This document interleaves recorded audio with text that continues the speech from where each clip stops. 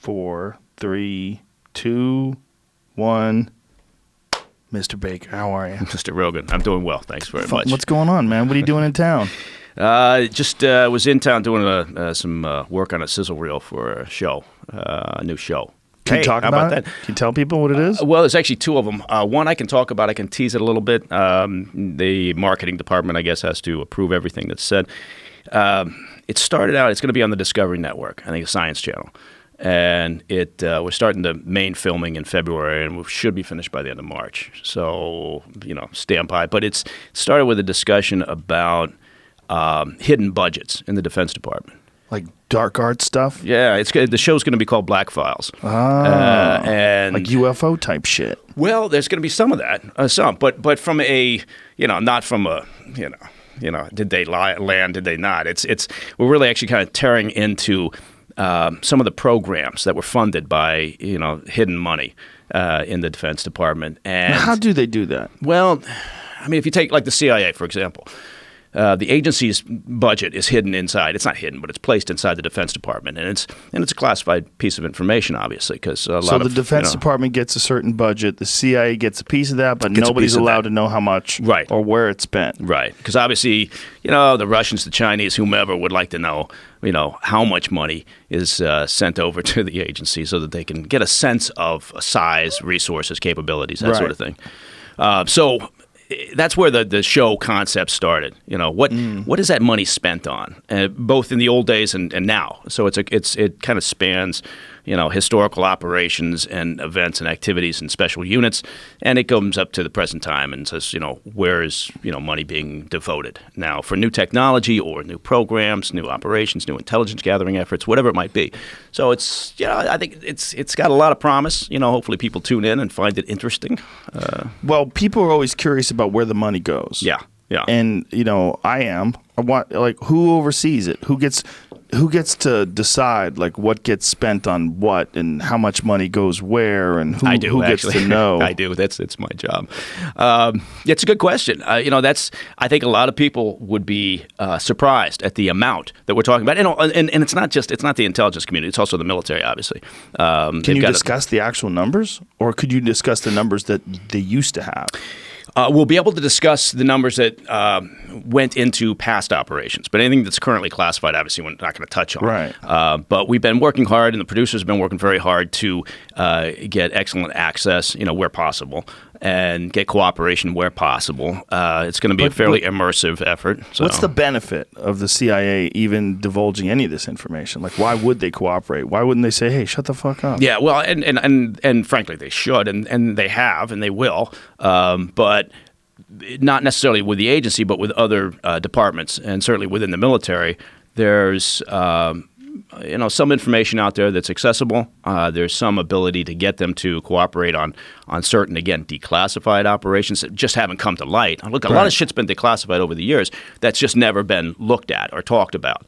Somebody maybe gets a wild hair up their ass and they say, "I'm going to look into this program," and then they start, peeling it back. It's not that it's classified. It's just nobody's ever bothered to dig into that information once it is declassified. So, it's going to be a lot of fun, a lot of travel, some great people working on the program. But, apparently I have to keep it pretty much at that until the marketing department says, "Okay, here's what you can say." Right.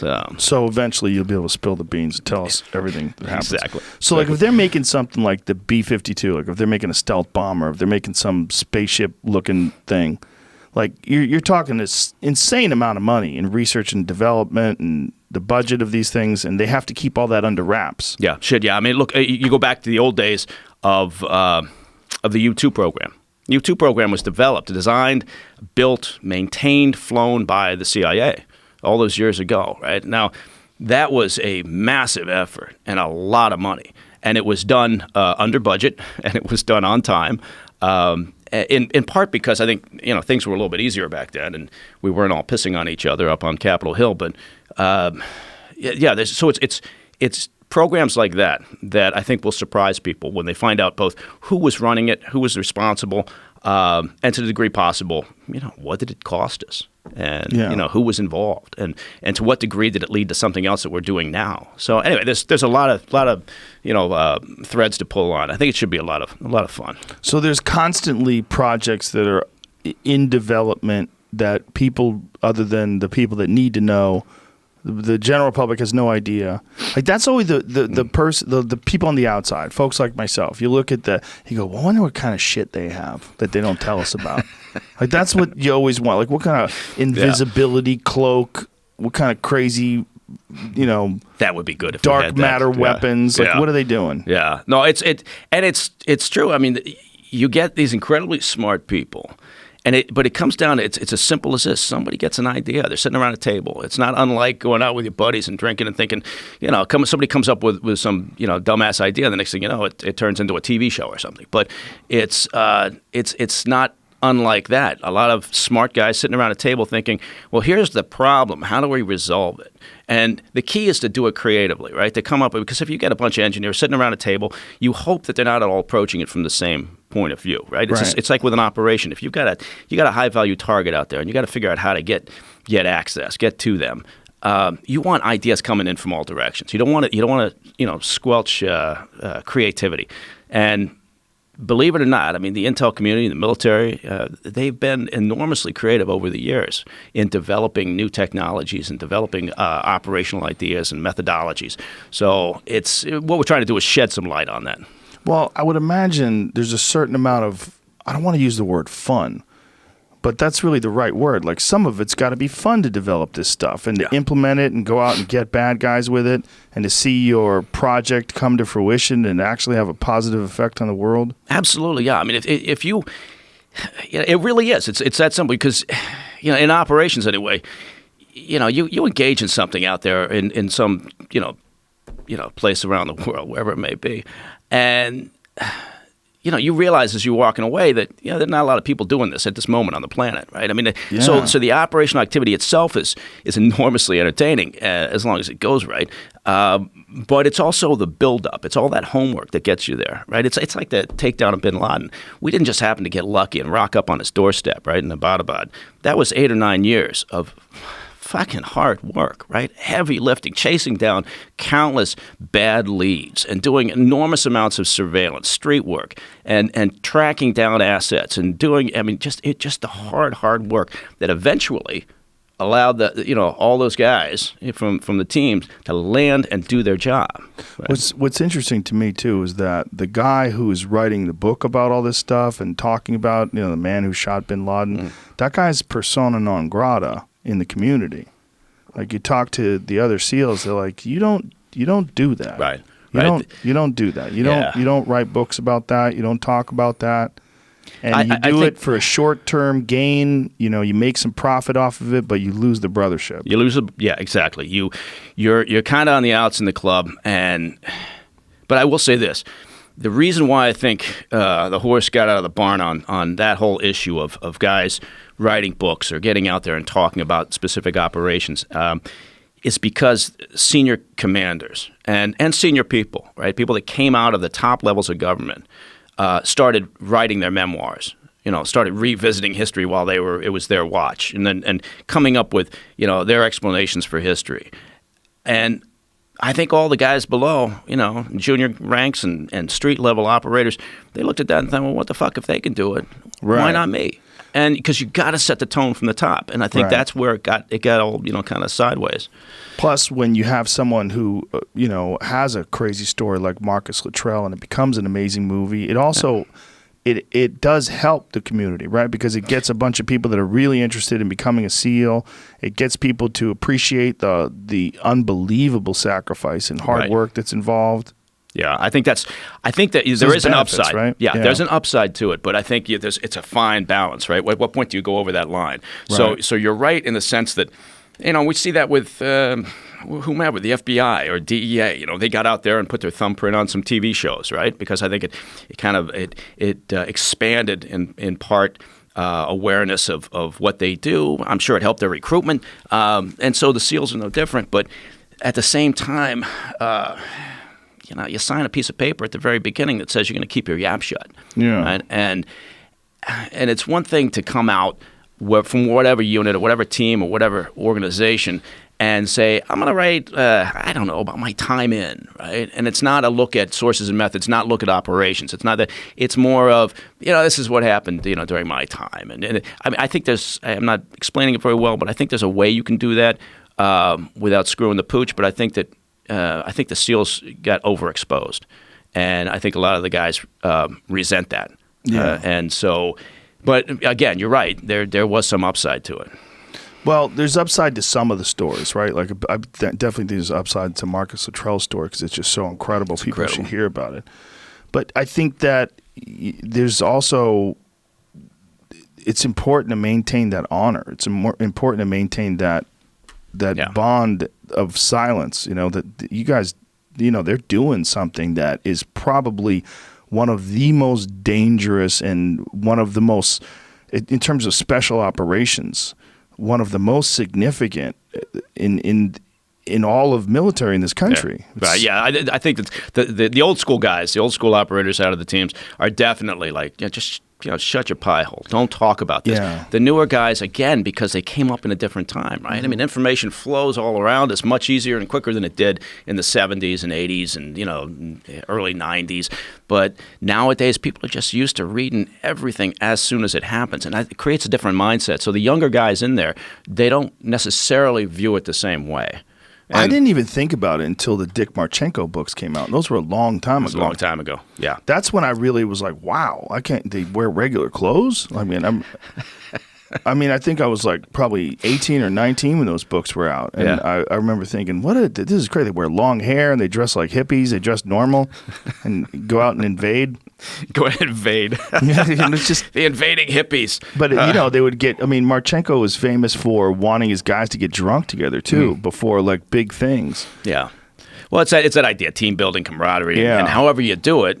But there was that sense that we do it and it's off the radar, and it's not talked about, and we take pride in that. But again, I'll go back to the same thing. If like Bob Gates, Bob Gates writes a book, a former director of the agency, and he's a brilliant guy, great guy, but he writes a book and. And then you get somebody else. Maybe Mike Morrell writes a book. And so from, inside the CIA, you got a lot of officers going, well, shit, maybe when I get out, I'll write a book because what I'm doing is pretty damn interesting. And there's no laws against that? Well, there are. And anybody who reveals sources and methods, anybody who breaks their agreements in terms of the proper handling, which is a lifetime agreement of classified information, there's supposed to be consequences, and sometimes there are, and sometimes if you're senior enough, maybe there's not. But you sign a piece of paper at the very beginning. I'll never forget that. I read it, and I said, okay, good. There was no question about that. What does it say, basically? It says keep your yap shut. I mean, I don't want to oversimplify it, but it says you are being given the responsibility of handling extremely sensitive information, and information that if released can easily result in the loss of life. I mean, it's as simple as that, essentially. And your obligation is to shut your mouth and not talk about sources and methods and things that you know better not to talk about. But I think that the kind of the drip, right, of the books and the things that come out and the anonymous sources. Look, the New York Times can write an entire front page article based on nothing but anonymous sources nowadays. Right. It never used to happen. Right. Editors would sit there and go, well, you better get yourself some additional, sources. Right. And that we can discuss so people can put it in context. Nowadays, that's not the case. Why do you think that is? I think because I don't know. Part of it is lower standards of journalism. Yeah, I think lower standards. I think competition. I think the desire to get information out there quickly because every journalist is now playing beat the clock with everybody who's got a smartphone, right? And who fancies themselves a blogger or a journalist on Twitter or whatever. Yeah. So they're all doing this, and I think it's just this idea, right, that says it reminds me of I had a meeting with my company, Diligence, for all your information and security needs. And it was with a major multinational corporation. And I was meeting with their head of security and some other folks. And they do a lot of work overseas in some very difficult places. And the competition that they face in their sector is huge. And so we went in there and we thought, this will be great. There's a lot of things we can do for them in terms of gathering information, preventing them from making mistakes as they're going into a new market, all of these things. And the bottom line was they looked at me and they said, you know what, competition's so fierce, we're just going to go in. If we make mistakes, we'll clean it up later.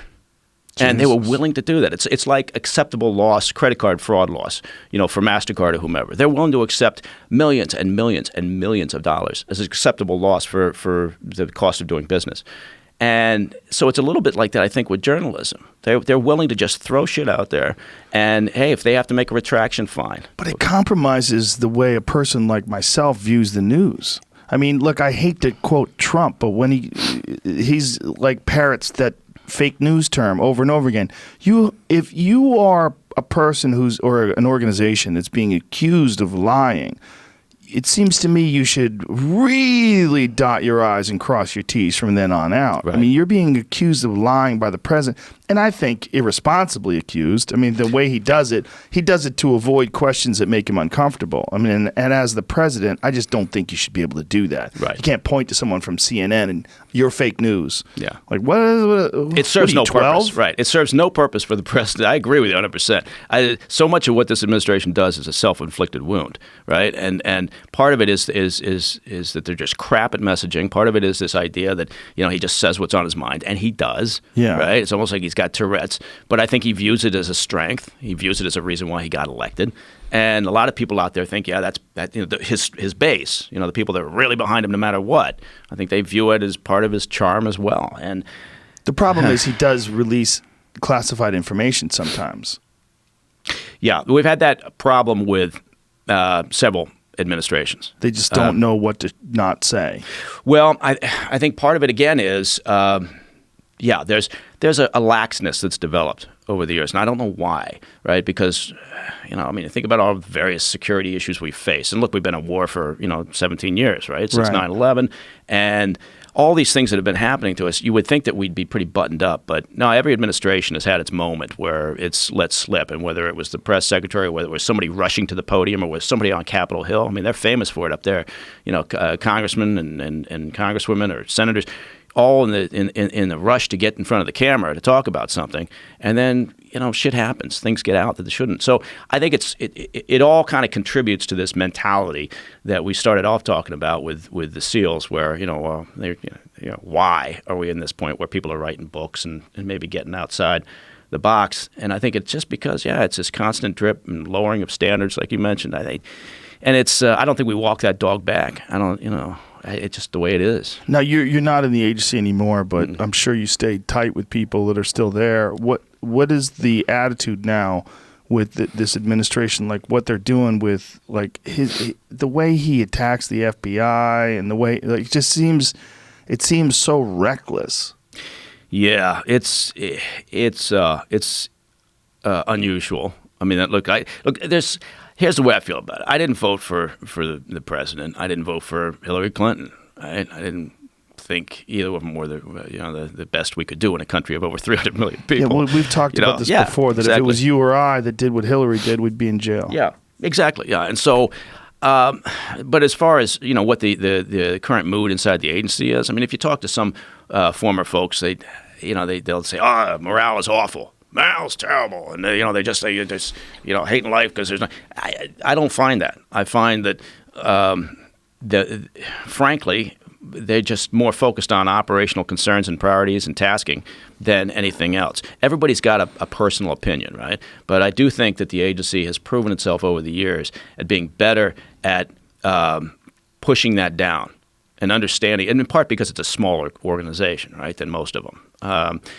Than almost all of them, but he doesn't go after the CIA, right? Mm-hmm. He's only gone after the FBI. He's gone after the FBI. I mean, he's questioned. He's done some things in terms of questioning CIA analysis and some of the advice and guidance that they've provided. But that again, you sort of look at it and go, hey, look, we're feeding this into the NSC, the National Security Council. You guys, that's an editorial process at that point. You guys are going to have to make your decisions. People are going to say I'm just saying this because I'm subjective and I'm providing top cover for the agency. But for the most part, they just focus on getting shit done. And we also have the benefit of being focused overseas. So we're not like the Bureau is, it's a domestic organization, right? So they're drawn in. The agency's got the advantage of, look, we're having to deal with crap over there, right? Not here. So. Now, what did you think when he said they were going to pull out of Syria?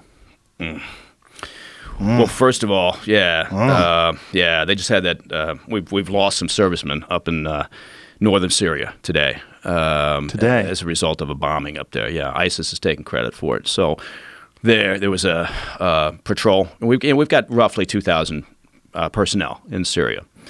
And for the most part, what are they doing there? Well, they're providing guidance, training. They're assisting with targeting, and because the air power is incredibly important over there right now. And so our personnel are very much involved in selection of identification of targets for the air campaign. And so we have these 2,000 troops there. The president says he's going to withdraw, and then some of the members of the administration start walking that dog back, right, and saying, it may not happen right away. But yeah, there was just a routine patrol. There's never really such a thing as a routine patrol, but there's a patrol, and it got hit. The military is not releasing a lot of details because they haven't finished notifying next of kin. But numbers so far indicate possibly 4 servicemen lost. And that's going to refocus, I think, Congress and hopefully the White House on what the hell's going on. The problem I've got with it is in terms of withdrawing.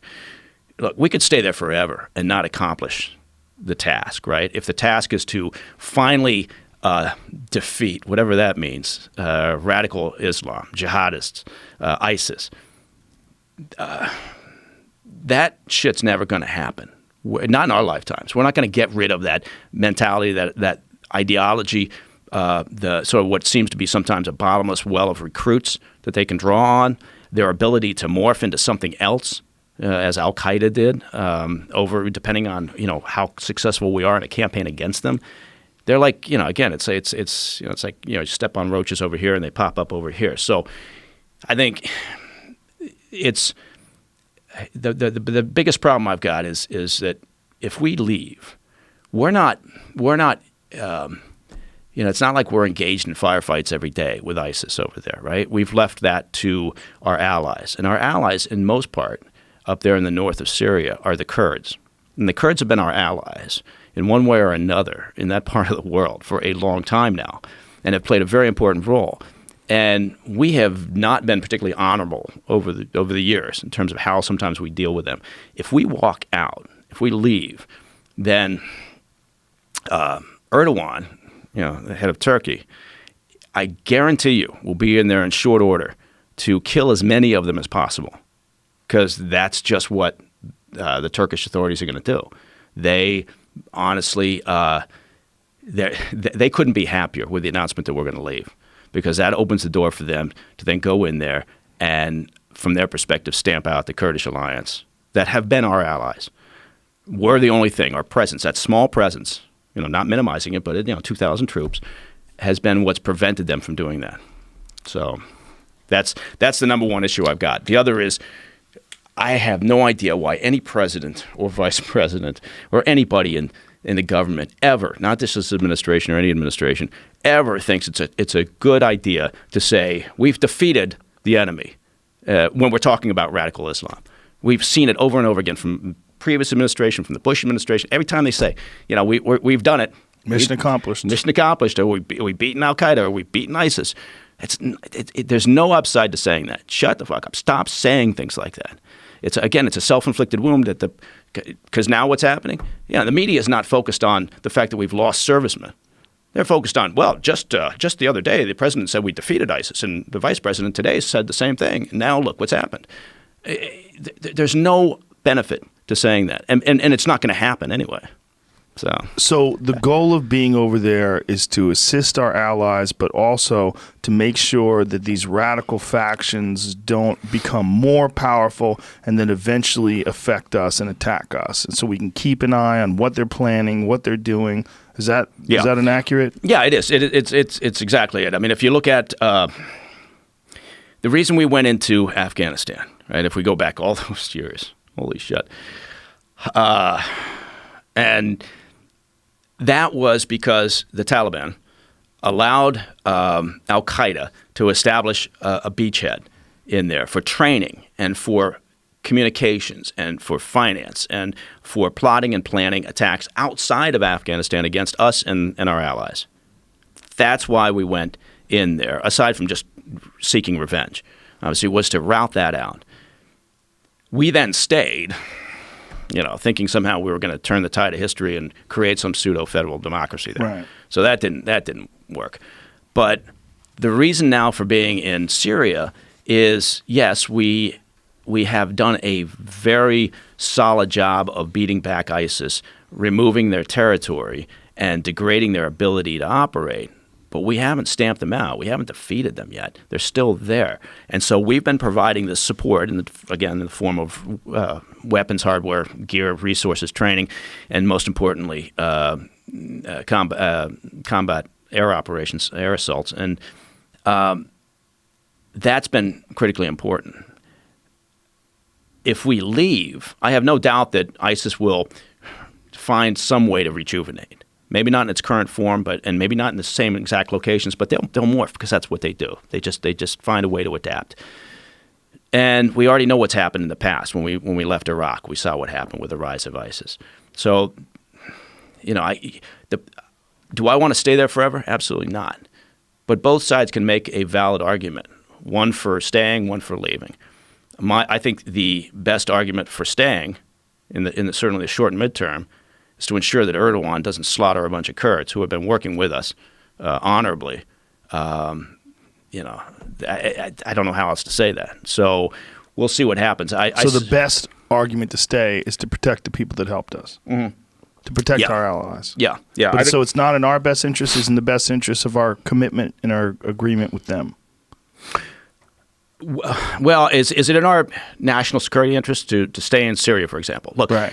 There's so many levels to this thing, and I'm sure right now everybody's listening going, oh, for fuck's sake, he's not going to disappear down a rabbit hole. But yes, I am. For a while there was this idea, this ridiculous pie-in-the-sky thought that we were going to get the Russians out of Syria. It's never going to fucking happen. Russians, the only port for their Black Sea fleet is in Syria. They've been there for decades and decades, along with Iran. It's not going to happen unless we want to go to war with Russia to kick them out of Syria. That's not in our best interest. So is it in our national security interest to keep troops there to fight and try to minimize Russian involvement in Syria? I don't think so, because we're not going to shift them off that dime without going directly at them. Right? It's in their best interest to stay, and every nation acts in its own best interest. Are we going to shift Iran? Are we going to keep Iran from forming? Too late for that. They've already got a beachhead there that they're not going to give up. And so you got to set those issues aside and say, well, what the hell are we doing there? Are we there simply because we have to, finish the fight against ISIS? Well, at some point you got to say, I guess I wouldn't say that we've defeated them, but I think we would say, yeah, we've degraded them sufficiently that we can now operate from elsewhere. We can operate from forward bases in other locations where we're currently, based. Great. But again, I keep coming back to the same thing, that we've worked with the Kurds. Is this in our national security interest? Well, no, I guess it's not. But there's something that tells me it's the right thing to do, and maybe sometimes that's enough. That we should not let Erdogan have his way. And also, long term, wouldn't it be in our best interest to honor our commitment and make sure that we protect our allies, so that in the future other allies would be more willing to cooperate with us because they understand that once we're committed, we're fully committed and we stay? Yeah, and we stand for something. Yeah. So what's the benefit of getting out? Like the people that think we should get out. Like when Trump said he wanted to pull out, like what's his thinking? I don't think it runs particularly deep. I think it's during the campaign he talked about, stopping the endless wars. Right. And that's a very popular concept, right? No, again, nobody wants to, what the hell? And so it will be interesting to see, what today's sad, event does up on Capitol Hill. Do they rethink the withdrawal, or do they accelerate it? Like when they had the buildup in Iraq, and it was highly criticized, but then it was very effective. Like it did do what they intended it to do. Right. And it did knock back the enemy. If they decided to ramp it up worldwide, Would that be a solution to any of this, or is the opposite? Is it better to actually ramp up our defenses domestically and just stay the fuck away from all these people? Yeah. Well, eventually you can only do so much, I think, on the domestic front. Right. And then, if they gain sufficient ability and strength, we've seen that from past attacks, I think then they'll come after you. They'll come after us. And that's just the way, I suppose, that's going to work. But I don't disagree with the notion because it is hard-pressed. I wouldn't have stayed in Afghanistan, frankly. I don't care whether they've increased their literacy rate by 2% or built another road or whatever. It doesn't matter. They don't know what the hell we're trying to sell them, right? So I don't. I'm not against the notion of getting out, but this one's a tough one. I guess that's what I'm saying is the Syria issue is I'm real conflicted on because of the Kurds and what they've done on our behalf in the past and how they've suffered, and knowing going years and years back, having dealt with that issue 2.5 decades ago, a long time ago, with the Turks and the Kurds, knowing how vicious that could be. And I don't trust Erdogan as far as I could throw him out a window. So, I think there's a problem there that we need to make sure we've talked through thoroughly before we just say, sure, let's get him out of there. What the hell? We shouldn't have him there. We shouldn't be there. But like everything else, look, it's complicated. You would like to think that they're having conversations like this up on Capitol Hill, right? Between the parties, the Republicans and the Dems, but I don't think they are. That's what's concerning me. What concerns me is, especially a guy like Trump. If Trump is the guy who's decided we're going to pull out of Syria, like, how does he have enough time to carefully consider that as well as all the other things that are on his plate? Yeah. And when someone runs for president, say if someone's campaigning and they say, I support a non-interventionist foreign policy. I'm going to get us out of these wars. They're doing this based on a limited amount of information. Like, it's not like the CIA or the FBI or anybody briefs them as they're running for president. They don't have clearance, right? Right. Until you become the party nominee. Right. So when you're the party nominee, then do you get a discussion? You get some access, right? It's not you're still not the president, right? But you are given some ability to get more intensive briefings. Yeah. But it's not to the degree that the president. So someone like Hillary, she was already Secretary of State. She already knew pretty much most things. Yeah. She was, very switched on, very informed. She was just an awful candidate. Yeah. Sorry. So I think that look, there's certain things that this administration's doing, foreign policy wise, that I think are good and make sense. There are other things that I think, you just leave you scratching your head. But that's like every administration. I guess my point is we've gotten away from that ability, right? I have conversations. I go out to dinner with folks that, on the hard left, and when you talk to them, they fully believe that President Trump is a Russian puppet, a witting asset of Putin who is just doing Putin's bidding, and they honestly believe that, and nothing is going to shift them off that position. When you have that sort of frame of reference, you don't have the ability to look at anything rationally and say, yeah, okay, I like this policy related to China. It's about time we call them out and say that you obviously have not been a fair trading partner. Right. That's something that every administration has agreed to but has never done anything about. So you would think that everybody would be able to say, makes sense. Yeah, I like it. Everybody should be able to say, the immigration system here in the States is somewhat dysfunctional. It needs fixing. Everybody's talked about that. And yet they can't do it because they've got this mindset that prevents them from having any sort of conversation, any sort of rational discussion that could lead to some compromise that could then advance the ball and make this government more functional. So where we're at right now is today is day what of the shutdown? 26th, I think. Which is so 800,000 American workers that work for the government are not getting paid. So they're a month out. Many of these people, paycheck to paycheck, they don't have medical necessities. They don't have food. People are having to ration off their insulin if they're diabetic. I mean, I'm hearing these horror stories. The lines at the airport are around the fucking block. It's chaos. And it seems like there's no end in sight. And it seems like Trump is just content to hold his position. Well, I think both sides are content to hold their position. That right? seems fucking crazy to me. It is crazy. It's absolutely crazy if you think about it. And it's not just 800,000. I don't know the exact numbers, but think about all the contractors. Right? Think about all the government contractors. Right. Right. You know, if They're I'm not not mistaken, either. I don't Right. think they're getting paid. Yeah. Right. And so this has, and you know, the administration has admitted that, look, we initially underestimated the impact of a longer-term shutdown.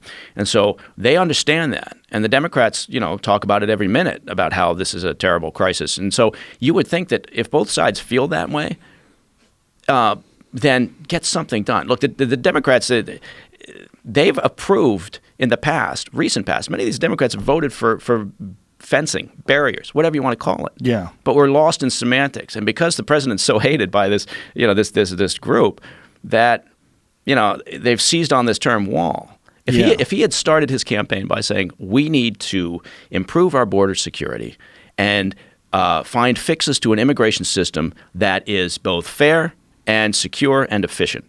If he had gone with that, it's a wordy bumper sticker, but if he had gone with that, we'd have a different conversation right now. We would, but maybe we'd have a different president as well. Yeah, that's okay. That's a good point. You know, there's something about that build that wall that's like the dopes are like, yeah, wall, I get it. Yeah, it's a wall. Still simple. Build a wall. Oh, yeah, like a castle. Yeah. Build a wall. Yeah. It seems so, it's such a visual. No, you're right. That's where I miss out. I'm not, I'm way off on in terms of being clever about politics, but I think that. Well, how to rope in rubes. Yeah. I should get better at that. Yeah, that it seems like, but he's got that down. Yeah. Boy, I didn't even know the people that voted for him, the people that are like real MAGA supporters, I didn't even know they existed in the numbers they exist. Yeah. It's like he uncovered a rock. Like he flipped a rock over and there was an ant colony of rubes in there. And just the sheer numbers. It's like, whoa. And it's a mixed bag, though, right? It's a mixed bag. You've got a lot of people very, because I don't buy the idea that it's all just a bunch of, crackers or a bunch of idiots. Nope. It's a real range of people. There's that group of people that were just tired of being told that they're idiots, right? And they came out in force, right? You can't talk down to people. This is for the Democrats. You can't keep talking down to people and expect at some point they're not going to punch you in the nose, right? Well, they're still doing that now. I mean, they're still there was some congressman recently that was talking about all the people that supported Trump. And he was talking about them all being losers and alcoholics and illiterate. And I'm like, man, you're talking about half the country. Right. And no lesson learned, right? No, absolutely no self-awareness.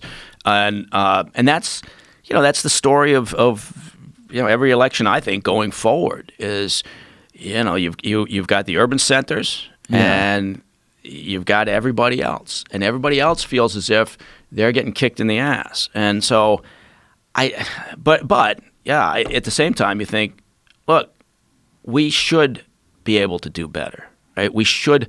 Again, certain policies that they've got, great, but every day another tweet that seems a little dysfunctional. Every day, some misstep. Every day, some self-inflicted wound. Shouldn't happen. Not in a country this size. Not where we've got this much talent and skill and capability. So I don't know what 2020 is going to bring. But we're in for a hell of a ride between look at all the shit that's happening. Yeah. Right? This seems like it might be one of the bigger moves on the chessboard, though, this government shutdown. Like how this gets resolved one way or another and who comes out, at least the visual is, the optics are that they're the winner. Yeah. It seems very critical because if the Democrats win and somehow or another he abandons his idea for a wall, abandons the billions of dollars that he's been asking for this wall, that gives them momentum. We kicked his ass with that wall and we're going to kick his ass in 2020. That's exactly what they're thinking. That is exactly what they're discussing in the war room when Nancy Pelosi keeps them all in lockstep, and she's done a good job so far of keeping the Dems in line. And that's why they wanted her back in, or at least the old guard wanted her back in, because that's what she does well, aside from fundraising. So I have a feeling that look, he's asking for whatever, $5.7 billion. In the scheme of things, that's a drop in the bucket. And Schumer and Pelosi and a wide variety of other people, including the previous president, have all voted in the past for additional funding for border security, including fencing and barriers. But they're not going to budge off of this. So what the hell does that mean? Does that mean he's being pushed into a corner where he has no option but to declare a national emergency and use funds elsewhere so that he can say, I finally got it done and look, the Dems didn't do anything? Who knows? But I think you're absolutely right. Whoever's perceived as the winner out of this, ridiculous situation, they're going to beat that drum all the way to 2020. One of the things they've been saying, too, about the wall is that they want to keep drugs from coming in, illegal drugs. But from this El Chapo trial, we're learning how the biggest drug dealer in Mexico got his drugs in. They didn't get it through the wall. They brought it in through mostly boats. Yeah, it's usually not just mules, individuals carting it across some, broken part of the border. They brought it in through cars and hidden compartments. They brought it in through boats. I mean, they basically have some people spilling the beans as to how the exact operation was functional. Yeah, and it didn't seem to involve people carrying it over the border on backpacks. And now one of Guzman's, El Chapo's lieutenants is a cooperating witness. Yeah, and he's now claiming that the former president in Mexico, Peña Nieto, was given $100 million at the outset of his term. I think it was 2012 when he started as president. So when he was president-elect, he'd already won, but he was waiting to take the seat. According to this Colombian trafficker who was working with Guzman, with Chapo, Peña Nieto reached out to him, possibly through his campaign manager or however the story goes. My friend. Yeah, and he asked for $250 million, and Chapo came back with a negotiated position and says $100 million, which was then, according to this, again, the guy's a Colombian trafficker, know, how legitimate is he, then, the money was transferred to Peña Nieto. And, Peña Nieto's people are saying that's ridiculous. Look, we were the ones who tracked him down, even though he escaped, 48 times or whatever he escaped. But there's always been this talk about how Chapo's arrests were orchestrated, right? And that so that the military, the police were involved somehow, that there was a coordinated effort. And there's always been that underlying rumor. Is it possible? Yeah, anything's possible. But if he did get $100 million, you would think El Chapo would be free. Jesus Christ, if $100 million didn't get you free? Right. Yeah, I know. And you would assume that, what's the upside for Chapo to not talk about it now, right? Yeah. But who knows? It's well, the president too. I mean, where's he? Doesn't he have tax returns they could look at? Seems like a lot of cash. He just moved it offshore immediately. Apparently, it was, according to this witness, or to this cooperating witness, the money was delivered. This may be the part of the story that doesn't hold up. It was delivered to his campaign plane or something, and his campaign manager, took control of it, and then they whisked it away. And what, they got it in a hole in the ground somewhere? Yeah, it takes out a little at a time. Yeah. Keep everybody on the hush hush. Yeah. I was looking at that. What's that crazy lady's name? Laura Loomer, the lady that jumped Nancy Pelosi's fence. Oh yeah. And she camped out on her yard. You know what made me think? How the fuck's Nancy Pelosi own that house? Where's she getting all that cash? Yeah, what's her net worth now? A couple $100 million. Really? I forget. To do what? Is she in business? She came from a hardcore political family in Baltimore, I think. And there's so much dirty money out there. She's been doing. What? $100 million? I was way off. Us. She's worth $100 million. Estimated, but that's like, I don't know if it's one of those online net worth. $100 million. Bullshit. Where does she get her money from? Wow. Maybe she's good at just background, Jamie. Keeping her per diem. She doesn't spend her per diem or stipend. Just per diem. Yeah. Well, what's her her annual salary? Well, she just started getting it for this job. Wouldn't it be $450,000? Wow. No, that's the net worth of average net worth or median net worth of congresspersons. Okay. Congressperson. So it can't be anything higher than an SIS something. So it's probably not more than 180 something. It's all her good work she did with the Clinton Foundation. Oh, Speaker of the House gets $223,000. $200,000. She's worth $100 million. What in the holy fuck is that? How is that? And she does have a big wall around her place. Yeah. Not enough to keep Laura Loomer's not an athlete. She vaulted right over that son of a bitch. It's not like she's a parkour athlete. How the fuck did she get over that? Didn't she show up with some illegals, illegal immigrants or whatever, undocumented workers, whatever we use? She chained herself to Twitter. I know she did that too. That broad's. That's right. She's going hard for attention. It's very interesting when these people just try so hard to make it into the news. Yeah, well, they're looking for a contributor slot. They're looking for on one network or another. I think that's what they're doing. You have to nowadays. I think I think at least my theory is anyway. If you want to be a paid contributor for a network, it doesn't matter which network, you got to stake out a position that involves some crazy, right? You've got to be like you either be all in for President Trump or you got to be all out. Right? Yeah. If you live in the center, that ain't happening. Right? Nobody wants to hear from anybody in the middle. Because that shit's not picking up the ratings at all. No one wants reasonable middle right now. No. The only time that I think reasonable middle would ever work out is if the two ends are so fucked up and they're fighting so hard on the opposite ends. Like someone's like, God, surely there's got to be a reasonable middle.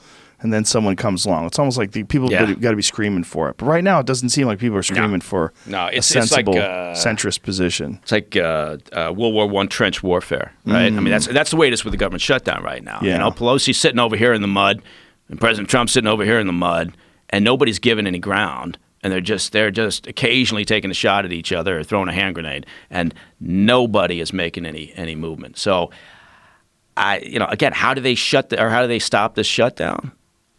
You can't if you're not talking. If there's no effort, it's not going to happen. So everybody's looking at this right now and thinking, where's it go? It's affecting the markets. It makes us look like morons.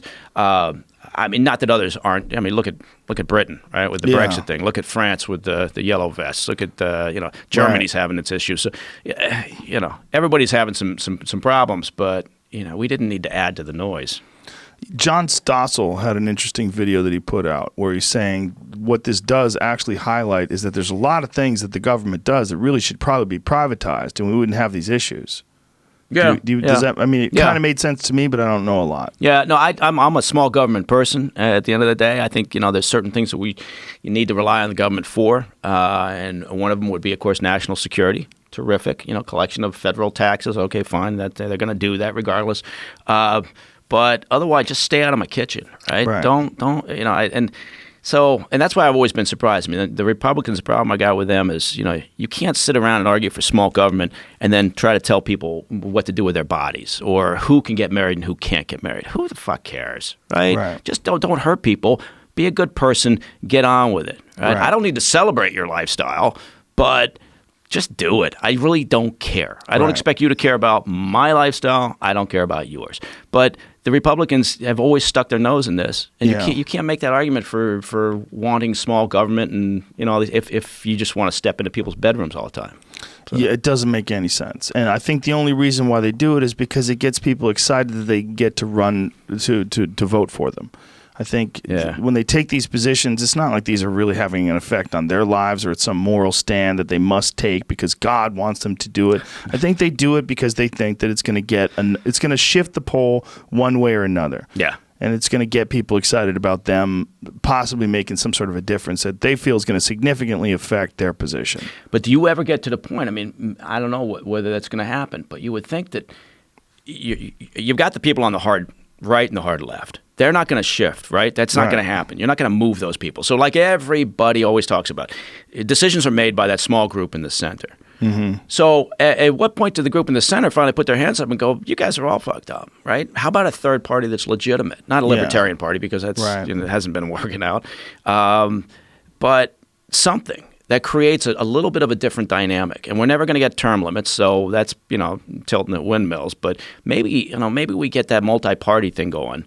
That again, okay, it's pie in the sky. Well, the crap. Closest we ever got to was Ross Perot, right? Yeah, pretty much. Yeah, and he was it was a piece of work. But remember when he took out he took a block of time. I believe it was a half an hour on national television. He bought the time to explain how you're getting fucked. Yeah. and explain taxes and explain all these different things. And people are like, wait, what? That's how it works? It's good TV. If you can go back and find it, it's Ross Perot was good TV. I'll show you what I'm doing here. Here's what we got. All right, see? That's all fucked up. And here's where you're getting fucked. Yeah. Shit. Hey, remember the last time we talked about Huawei? Yes. It hasn't gone away. No, it hasn't gotten away. Someone just got arrested yesterday. 2 people. Yeah. 2 people. So backstory, fascinating. This is fascinating. So this is an area I could definitely disappear down to. Chinese espionage, right? Yeah. They going on forever. I say, I talk about there's certain things that the current administration is doing that I like. One of them is the way that they're dealing with China right now. And yes, the trade issue is buffeting the market somewhat and causing some instability. But again, the previous administration, the Bush administration, Clinton administration, lots of former presidents, they all acknowledged that China, privately, was not a fair trading partner. This administration is at least trying to call them out and calling them out on the cyber issue too, on their theft of intellectual property. So anyway, Huawei, supposedly owned by the founder and however many employees. I think that Huawei is, by the way, the number 1 telecommunications equipment manufacturer in the world, and they're the number 2 seller of smartphones. Right? They're a bigger seller of smartphones than Apple. So it's Samsung, Huawei, Apple for this. And so supposedly the company's owned by the founder, and his daughter is the chief operating officer, chief financial officer, one of those. She was arrested up in Canada. And she was arrested at the request of the U.S. She's up there on bail right now, waiting extradition hearing. And the reason was because supposedly she lied about Huawei's dealings with Iran, and they were busting sanctions by dealing and providing certain types of equipment to Iran. Now, this past week, we've had a Huawei employee who's now been fired by Huawei in Poland arrested for espionage. And along with him is a member of the Polish intelligence service, right, who retired and was now working for a French telecommunications company, but was arrested also for espionage related to Huawei and related to this individual who, up until just recently, was working for Huawei. Huawei claims innocence and says, well, we have no idea. And the founder just came out and gave this big speech and said, I would never let the Chinese authorities tell me what to do, and I would certainly never spy on anybody using Huawei's capabilities and technology. And people are probably thinking, what the fuck are you talking about this for? Huawei embeds their telecommunications equipment throughout the world, right? So it's in our allies' military operations, which then are connected to ours, right, in terms of communications and transfer of intelligence and information. They're everywhere. And they chose Poland. They've been in Poland for about 10 years. Poland is a very important NATO ally. So I'm taking a long time, I realize, to explain this. But what I'm trying to say is nothing happens by happenstance, right? The Chinese don't operate that way. So the Chinese authorities some time ago, years ago, looked at it and went, yeah, this makes sense, right? We've got Huawei, which, by the way, the founder is a former military People's Liberation Army engineer. They looked at this and they thought, Poland, that would be a good beachhead for us, right? Because they're a key element of NATO. So let's go to Poland. So they started burrowing into Poland, striking deals, and they're basically the most important foreign relationship now, corporation inside of Poland, and they're fully embedded, and they've had access to, at this point, to NATO communications, and now the arrest of these 2 individuals, and people will still, despite this, and despite their past, despite their theft of information from everybody from U.S. Steel to Alcoa to Lockheed Martin to DuPont, all the times that they've been stealing information, people will still go, well, I don't believe it. That doesn't make any sense. I don't see why the Chinese would act that way, and I don't see why we're being so harsh on them. This tariff thing is a bad idea. My point being, you got to call them out. They're not going to necessarily change their behavior, but you got to raise public awareness, make our allies understand, and that's what we're doing right now. We're saying you got to put the brakes on this, build a firewall, use other companies' telecommunications equipment, right? Because the fact that we're tied in with our allies, with Poland and with Canada and with us, that gives them access to us. So for someone on the outside like myself who's trying to look at this, and you say that Huawei is stealing stuff, like stealing stuff from U.S. Steel, how are they doing that? Well, the U.S. Steel, admittedly, that was a PLA, that was a People's Liberation Army Third Department operation against DuPont and also against U.S. Steel and others. So that was a little bit different. I conflated the two. But Huawei, one of the things that they do is by having access and embedding their equipment in your communications infrastructure, that gives them the ability then to, in a simple way, to tap in. Right, intercept packets, intercept information. Right, basically. Okay. So you have communications. Imagine we're trading information through NATO channels.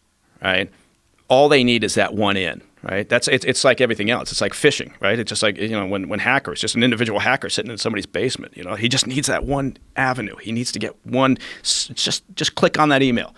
That gives me the pathway in. So when Huawei is able to embed their technology into Polish communications, and we're now connected because of our NATO alliance, that gives them access to us, to France, to Germany, whomever. And it's not as if it just happened. It's not as if Huawei, from a business perspective, said, I bet we could sell some of our equipment in Poland. Wouldn't that be good? The guy who was arrested, the Huawei person who was arrested, was responsible for the provision of telecommunications equipment to government facilities. That was his job. Mm. And the Polish guy, one of his last jobs with the Intel service was communications. So I guess what I'm saying is none of this shit happens in a bubble. And it's all very well mapped out. The Chinese have a very long view on things, and they are very good at developing operations like this. And so they've been very successful. So we'll see, but I'm glad that the current administration, at least, is calling them out. I don't believe it's necessarily going to change their behavior, and we'll probably get some sort of deal where they'll claim to look. Just a couple of years ago, they agreed with President Obama to stop their cyber shenanigans, and they didn't. So they just changed the way that they did it. That's the world we live in, but I think it is important to make a stand, right? Yeah, some of the tech people are saying that they think it's preposterous when they were talking about the ban on Android phones. Some of the tech people say that doesn't make any sense. But what you're saying is it goes far beyond the actual phones itself, and it's really the mission of the actual company itself. Yeah, I'm saying that there is no way that Huawei and other important Chinese companies are solely privately owned and or have the ability to tell the Chinese authorities that they will not spy on their behalf.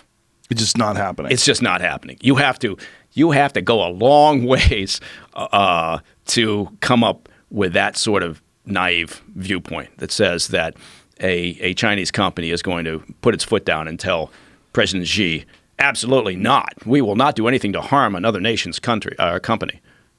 Horseshit. They've spent generations now, decades, jump-starting their industry and moving up the food chain on the global economy by hoovering up everything possible out there. So if someone like a tech wizard got a hold of one of their routers, have they been able to detect something in there that doesn't belong, or some sort of a backdoor, or some sort of a way that they could tap in?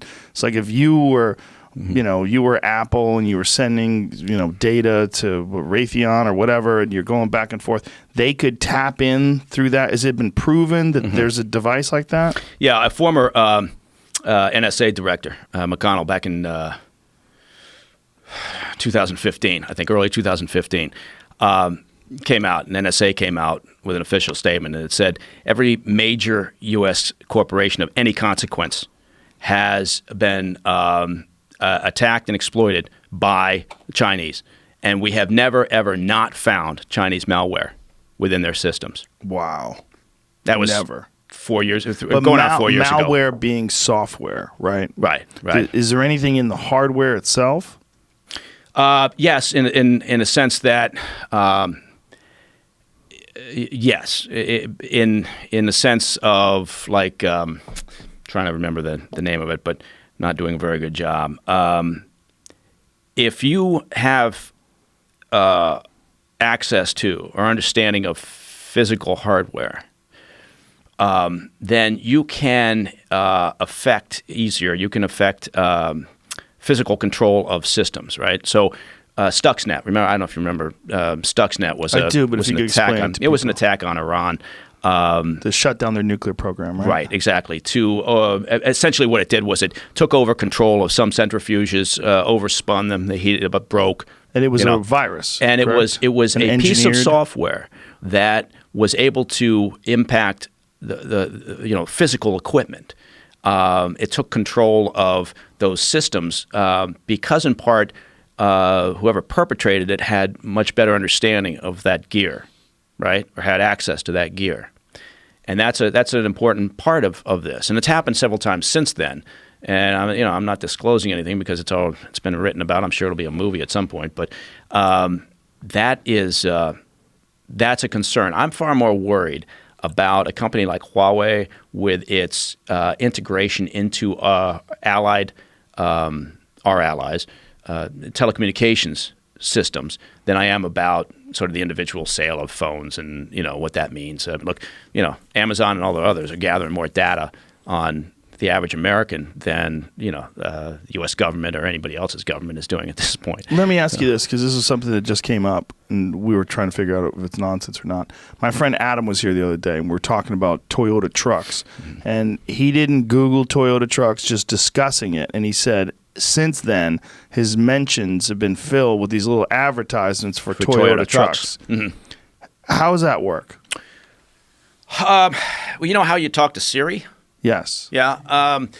It's simple voice recognition. It's a carryover from the old days of optical readers and how we all thought it was incredible that you could take a piece of paper, put it into a system, and it would take that information that was on that piece of paper, and now it was on a database that you could Right. access and manipulate. Right. And so voice recognition is no different in the sense that if for example, if I had this switched on, and it happens to people, I'm sure all the time walking around their house, they'll say something, and then all of a sudden Alexa will come on and go, "Oh, I couldn't find a result for that, but do you want to listen to Ella Fitzgerald or whatever?" Right.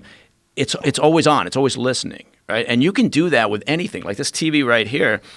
If you wanted to, if I knew that TV was going to go into the office of the deputy foreign minister of a country hostile to our interests, I could turn that thing into a receiver, obviously, right? Right. And if I could get my hands on that before delivery, that's a wonderful thing. Now I've got this in there, and it's like the old days when you would have to, go in on an entry operation and use silent drills and put a device in the wall.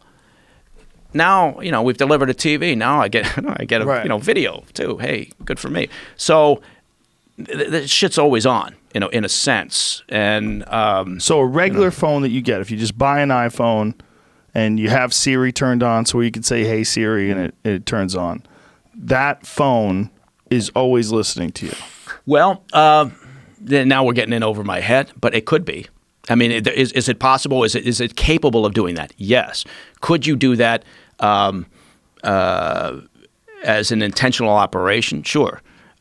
Is it happening because Apple wants to do it and they want to get better understanding of consumer preferences and things? I have no idea. That's above my pay grade.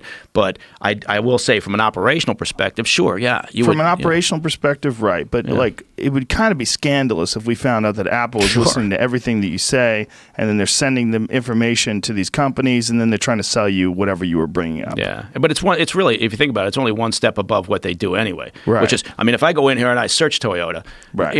I'm in the same situation. I'm fucking inundated with Toyota mentions, right? Right, of After course. that. So, it's like the next iteration of that. And I suspect that people would, some folks would be outraged, but I'll bet people would just live with it. Yeah. Right? We seem to be willing to give up a lot of shit. As long as we don't think the government's doing it, right? Right. If it's Google. If it's Google or somebody, we seem Yeah. to be fine with it. But if it's that, fuck it, if it's that NSA, then now we're pissed. But that's not who's fucking making jack off of these things, right? So yeah, it's Amazon and Right. Google and all these companies that are using it to sell your data to make a lot of money. Anyway, What do you got, Jamie? Senators call for investigation of T-Mobile, Sprint, Verizon, and AT&T for selling location data. Phone companies know where you are. Lawmakers want them to stop selling that information. Until they can figure out how to tax it. Yeah, that seems. But what are they selling that location data for? They want to know how many people are in certain areas? Is that the idea? That's that thing I was telling you, where you can buy that information and find anybody's location. Oh, if you- that's location. right. But look, they do these things now where there's a billboard. They'll put a billboard up in a square, right? And you'll walk by, and the billboard has the ability to see where the eyeballs are, right? What? So you'll look, and they'll say, "Oh yeah, it's looking at me. That billboard's looking at me." So that's a success, right? I've scored a hit or a view. And that was the old days. It was like how many clicks or how many The views. Or how many, billboard's got a camera? there's an ability for that billboard to sense, and again, I go overboard if I start talking technical, and someone will call me out and say, "Well, it's not exactly how it works," but in simplistic terms, yeah, it's an ability to monitor pedestrian traffic, to understand people's interests, and to further refine so that they can sell us shit better. Make your outdoor advertising Subversion of it. interactive. This is putting your phone directly up to it. So this is like you committing that. Ooh. But there is also what he's talking about too. This is just a version What I he's could show talking, you. what Yeah. this guy's talking about. What's his name again? Who is that? So you walk up to a phone that's in the photo, you hold your phone up to it, it sends a signal to your phone. It seems like it's always Samsung though. Is it only Samsung phones? Maybe That's just a Galaxy ad. this Yeah, advertisement. I have a song for you. These are Galaxy ads. Yeah. Huh. But if you can do a one-way transaction, that transaction can be two-way easily, Right. obviously, right? And it has to be to some degree because there has to be an exchange of sort of a handshake. So I didn't know that billboards were Yeah. staring at you though. yeah, no, it's Is that new? pretty crazy shit. Look, I mean, you can tracking now, Yeah. understanding where people are, right? As an example, it used to be putting a beacon, right? Investigations, you put a beacon on a car, right? And it was a little clumsy, but it got better and better as you go along. Now it's pretty remarkable. But you can also think about the electronics that exist in a current vehicle, in a new vehicle.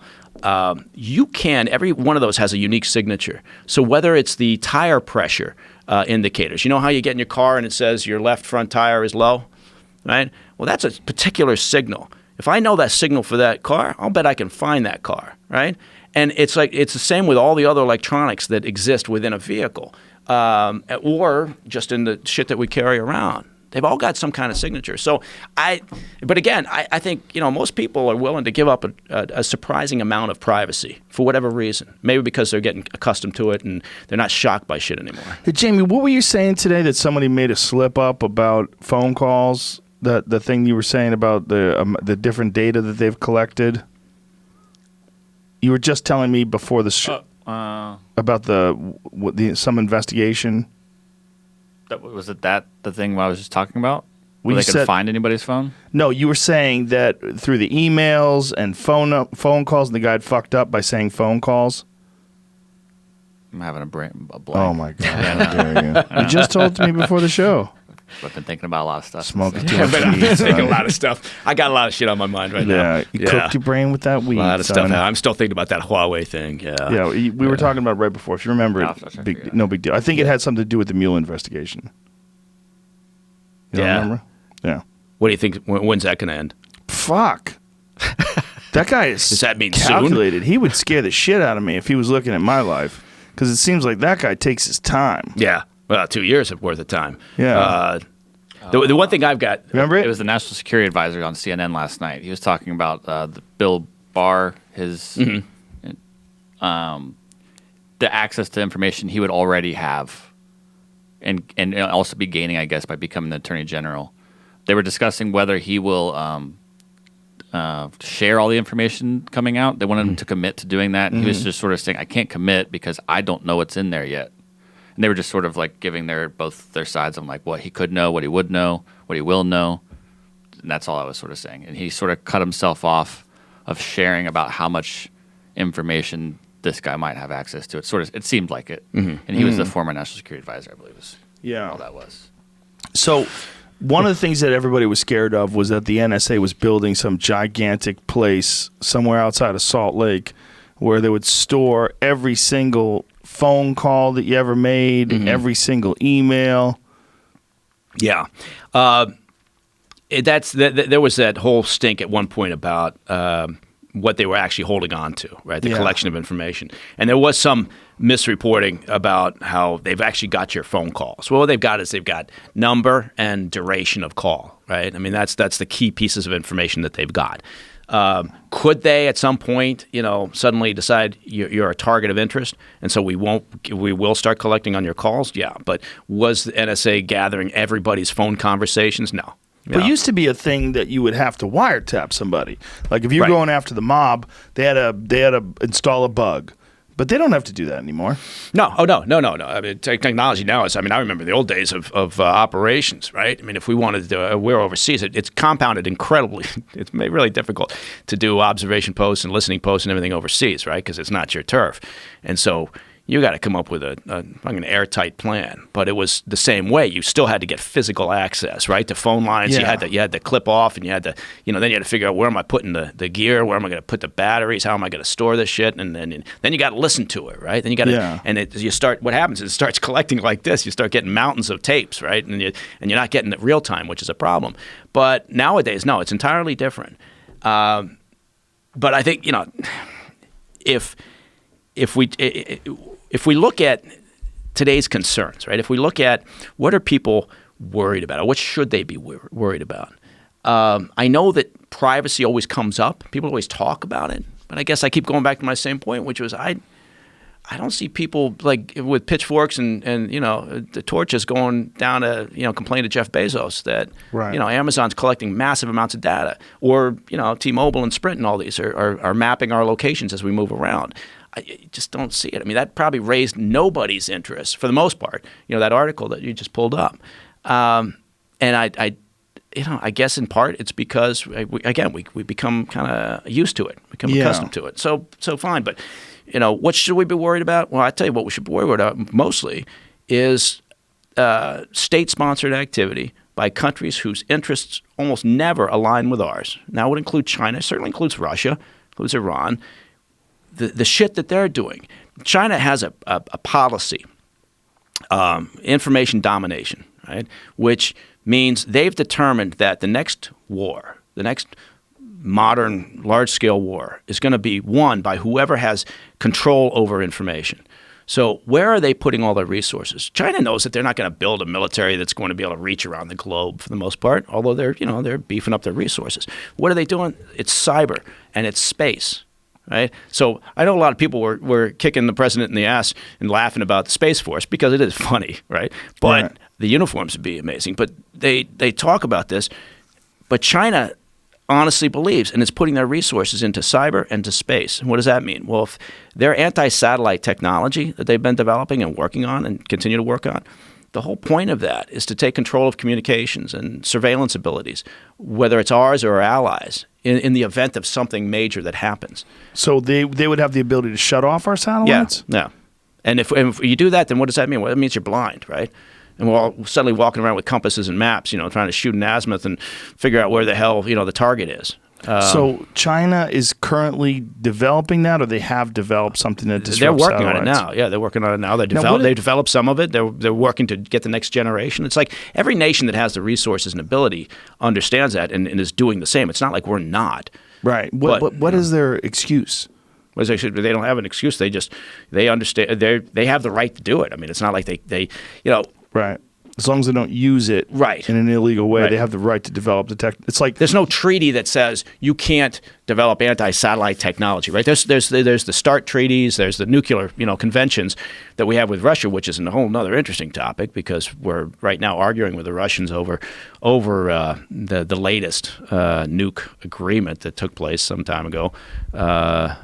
It's coming up for renewal sometime soon, a year or 2 years from now, and the Russians have been cheating on a previous agreement, and so we're, now they try to say we're cheating on the new one, and so that's an interesting thing to be watching. But the point being is that there's conventions that try to, control the numbers for warheads or for delivery mechanisms, missiles or submarines or whatever, bombers, but not for this new world, cyberspace. The Pentagon's still trying to figure out what a war means in cyberspace. right. How do you respond? What's the threshold? And then what's an appropriate response? And so Well, maybe we'll get there. Maybe we'll start having these discussions and create treaties that will allow that. But right now, from China's perspective, again, not to beat on China, but I'm much more concerned about China for our national security. They're a much bigger concern than Russia is. Russia's punching above its weight. And Putin's a dick, no doubt about it, right? And they're doing what they always do, which is meddle in democracy. That's been their methodology ever since they've been around. Yeah. But that's small potatoes. They got the GDP of a small European country, and when the oil prices, are in the toilet, they really are sucking wind. So, yeah, we got to be concerned with Russia and understand that their interests are never aligned with ours, for the most part. Maybe we tried to imagine they were with Syria and ISIS and everything, but Russia's only interest there was maintaining their leverage and increasing it and not losing their military foothold there. That was their primary interest.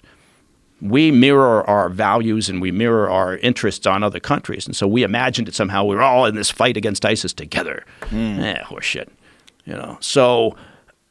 So yeah, China's a much bigger issue. And we should be focused on that. And to some degree, this administration is. So that's where I say, look, you can't just keep complaining and bitching and moaning because you don't like President Trump. There's certain things that are going on that you should be willing to say, that makes sense. Maybe I don't like the messenger, but that part of it makes sense. Is it his personal, is it because of his dealings with China from the business world that he understands it better? Or that he's more concerned with the imbalance of the trade? I think what happened was, what do I know? This is speculation, so, hey. But I suspect that what happened was he came into it focused on the trade imbalance, right? And as he was sitting there and talking about the trade imbalance, more of the conversation from the National Security Council and from the agency and others in terms of saying, well, yeah, this is part of the reason why, and this is the long-term effects of their theft of intellectual property. This is why, in part, they've been successful in these areas. So I think there was probably more and more discussion talking about their economic espionage and theft of IP, and that became then an issue for him. But I think initially, and still to this day, I think the big issue is just he wants to try to create a win in terms of the trade imbalance.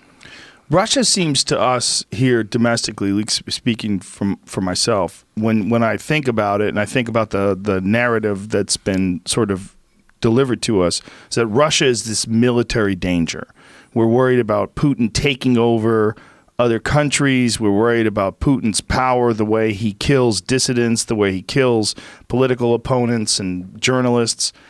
We think about China, and even with the Huawei arrests, we're like, no one seems to be concerned. It doesn't seem to light any bulbs over here. Yeah. No, you're right. I don't know why that is, except, Putin's more like a thug. He's a visual. Right. Right. And also, I mean, look, he's been very clear about, wanting to try to rebuild the Soviet Union. So whether it's Crimea and the annexation of that, or whether taking over eastern Ukraine, or maintaining a position in Georgia, whatever it is, he, certainly, his attacks or the FSB's attacks overseas against, dissidents and others. He's just more in your face. He's like Tony Soprano, right? And so you can look at that. China's always been, sort of this thing, right? And look, China's fantastic. The history is amazing. The places are incredible. I think it's, we should be trading with China. We should be doing a huge amount of business with China. We should, clear the decks and try to the degree we can level the playing field. But we should also be pragmatic and realize what they do, in terms of their theft of IP. And so, because that probably won't change. But yeah, we absolutely should be dealing with China all the time. But I think that they've always kind of been viewed more in more of a sophisticated fashion, maybe, because Putin is just sort of in your face. And he's good at it. He's very successful. He's a smart son of a bitch. But I think he's pretty easy to read, right? He's thuggish, and he longs for those days of the Soviet Union. So we should understand that everything he does is because of that. It's because he would love to rebuild the Soviet Union. And so we shouldn't be surprised by any sort of aggressive move that he makes against his neighbors, and we should always push back. And to be fair, this administration, not to beat their drum, but the actions they've taken against Russia, despite the fact that you've got people calling him a puppet of Putin, are more significant than the previous administration took. Like, what has he done? The sanctions against key individuals and companies within Russia, as an example. Those are the toughest sanctions have been placed on Russia ever. The provision of weapons and assistance to the Ukrainians, right? That was something the previous administration said, no, not going to do that, because we don't want any blowback. That's a good thing, right? That should be done. Pushing back against them on the 2011 nuke deal, right? On the START deal prior to the 2011 deal, and calling them out and saying, look, you're cheating on this, and you got to be held accountable. I mean, there's certain things there that make sense, and that don't add up. If you talk to somebody who says, well, he's an absolute puppet, and you say, well, okay, he's a puppet, so why is he doing certain things that seem counter to Russian interests? And they'll say, well, because he's smart, and he's like, he doesn't want to get caught out. Right? See, he's playing a long game here, and I'm thinking, okay, maybe who knows, but I haven't strapped on my tinfoil hat yet to get to that point, so I don't know. Yeah, that seems like a complicated one. If they have some compromising information about him, that was always the fear, right? Is that they knew something, or maybe it was business dealings, maybe it was people peeing on him, or something like that. If they did, and again, anything, fucking hell, in today's world, anything's possible, right? Right. And I wish we had somebody else in there who was more elegant and eloquent and sophisticated. Does anybody stand out to you? Not right now, no. I don't think anybody's going to challenge him from the Republican side. And on the Democratic side, I think they're going to get 18 or 20, potential candidates, and they're going to end up eating their own. Right? So it could be a real, slugfest in there for the Democrats. Turning each other as they're trying to establish someone who's a viable candidate. Kind of like what the Republicans did, right? And we ended up with President Trump, and the Democrats, if they're not careful, you're going to end up with the same thing. Look, they're talking about Joe Biden. Now, Joe Biden's an excellent cat, right? He's 150 years old. He's 150 years old, and he lost twice before. Yeah. But everybody loves the person that's on the bench, right? Until they get in the game. And so, who knows where they're going to go with that. But, could they have this idea that they've got compromising information on him? Here's what I think, is that if Mueller has figured this out, right, and he's been quiet about it and everything, then the most remarkable thing about this investigation will be that nobody leaked, right? Because you can't keep a secret in Washington. And so the fact that for 2 years now we don't have like that bullet, that they think they're going to come up with at some point, my inclination is to think that, Mueller's going to finish this investigation, issue some findings, and nobody's going to be happy, right? Because there won't be a bullet. And so the left won't be happy. The right won't be happy because he'll still be pointing out the fact that there was, a lot of, stupid moves on the campaign's part, and that there was inappropriate activity by, people like Manafort and others. But do I think there's going to be some smoking gun? I don't think so. And my reason for saying that is because I've never known Washington not be able to keep, or to be able to keep a secret. Right. Has anyone like Mueller ever done one of these things before, though? He seems uniquely calculated. Yeah, he's done this before, and he is. He's a very smart guy and a very seasoned operator, investigator.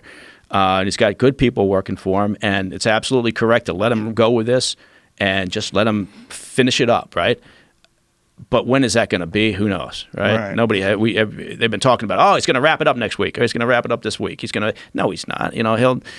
When do you think he's going to wrap it up? Who knows? This literally could go into. It's going to have to end before probably the end of this year. I don't think even he's going to want to, for political calculations, let it go into too close to 2020 in the election, right? So regardless, even though I don't think he's a particularly political individual, I think he's going to see the wisdom of wrapping it up before then. And then letting the chips fall wherever they do. What's astonishing to me is how anytime something does come out on Trump, it just seems to slide right off him. Yeah. No, that is true. That's amazing. Because I think what's happening is they're just throwing everything out there every day, right? Yeah. And much like, our willingness to give up privacy because we keep hearing about another hack or another leak, or we know that Amazon's doing this or that. I think, it's that constant drumbeat and that mudslinging, and I think the Dems haven't done themselves any favors, or the resistance movement, or whatever we want to call it, because I think people are just immune to it. And it's hardened the Trump's base to think, he's under attack every minute, Right. so I got to support him harder. Yeah. Yeah, but who do you think's going to end up in the race? I mean, who's got the best chance? It's a good question. I mean, on the left-hand side, I mean, my real fear is that Hillary's going to run again. Sorry. I almost did one of those TV spit takes. It's possible. That lady is crazy. One of the things that she said in one of the more recent interviews, she said, "I'd like to be president. I'd like to be president." Just what do you want to put it on your resume? Yeah. What the fuck does that mean? Yeah. I think I could do a great job in turning this country around. I have the leadership ability to really affect a change. No. I'd like to be president. I got some time. I could do that. I'm scared of them. Yeah. Well, you know what? And you're right. She may, but I do think there's going to be so much pressure on her from the party to just say, no, you can't. I think she's going to look at that and go, there's no chance I can rally the apparatus around me like I did the last time. And because of that, because even she can't run without the machine, right? I mean, they've got to figure that out. So I just wonder if she has so many people that owe her favors and she's so deeply entrenched in the world that she could somehow or another muster up enough support to give it one more shot. Yeah. I mean, it's possible. I mean, yeah. But then you're talking about her all the way to what? To Kamala Harris, Cory Booker, Tulsi Gabbard. Tulsi Gabbard Gabbard Castro. is a veteran, young, makes a lot of sense, very smart and articulate. I think she has a real legitimate chance of getting people excited about a real future. Yeah. I would not. I think it's time. We're certainly close. We're getting to that point where we end up with a female president, and hey, good for us, right? I got no problems. There's. I think it would actually. I think it would turn the ship in a nice direction, right? As long as the policies are good. I don't care who it is, as long as we're not, veering off into, sort of socialist policy, land, and thinking somehow we're all going to end up with universal basic income. I've got a guy coming on talking about that. Andrew Yang wants to describe universal basic income and what the benefits would be. Yeah. The reason being that they're worried that automation is going to kill a gigantic percentage of jobs in manufacturing, fast food, medical field, trucks, all these different things, that universal basic income might actually be something that we need at a certain point in time because so many jobs will go away so rapidly. Do you think that kills motivation? That's a good question. What I thought was maybe, but maybe if the motivation is not just to survive, but the motivation to succeed and do well, it would get people to do what they actually want to do for a living, or chase down what they actually want to do and get them motivated to have a better life, not just motivated to live. Follow their passion. Yes. It's hard because when you give people things for nothing, right, you generally do kill their motivation. I mean, you look no further than trust fund kids. Right. Yeah, I think that's a great example. Most people will go towards welfare, but I think you're right. On the other end of the spectrum. To me, trust fund kids, I've seen this listless way they approach life. They just laissez-faire. I just think that it's really hard for people to want something better when they have enough. They're good. Yeah. Everything's good. They don't have to do anything. And you don't have to motivate yourself to do anything to get that money. Yeah. I don't understand the logistics behind it, in terms of how it gets paid for. The actual numbers, but right. the part that worries me is this issue of motivation. Yeah. And ensuring that then, everybody's willing to unass the sofa and do something productive, right? And it's not just, we can't be like a nation of people following their passion because their passion is completely unproductive. Macrame. Yeah. I like making dream catchers. Pottery. Love pottery. Yeah. Love dream catchers too. I got one in my truck. Do you really? No, I don't. No, I don't. Like, Jesus, Mom. What are you doing? I got a hula girl on the dashboard of my truck, which is getting a new engine, by the way, even as we speak. Your truck's getting a new engine? Yeah, the What are you Wagoneer. doing? It's a Grand Wagoneer, the old wood-paneled You got Grand an Wagoneer. old one? Yeah, the last year that they made it, 91. And, you still drive one of those things? Yeah, oh, absolutely. It's a great car, but I had to rebuild the engine. Why not get something that works good, like a new one?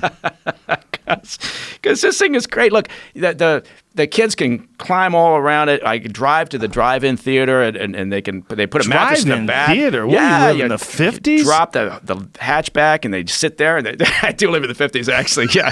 Yeah. No, drive-in theater with a little clip-on speaker. Have you been to a drive-in theater? It's fantastic. I have, not in a long time. Is that what you have? You have one of those? Yeah, I got the blue. It's blue with a sand interior. Who's the fucking wizard that decided to go with those wood panels on the side? It's fantastic. And then how did everybody wake up and decide that sucks? Yeah.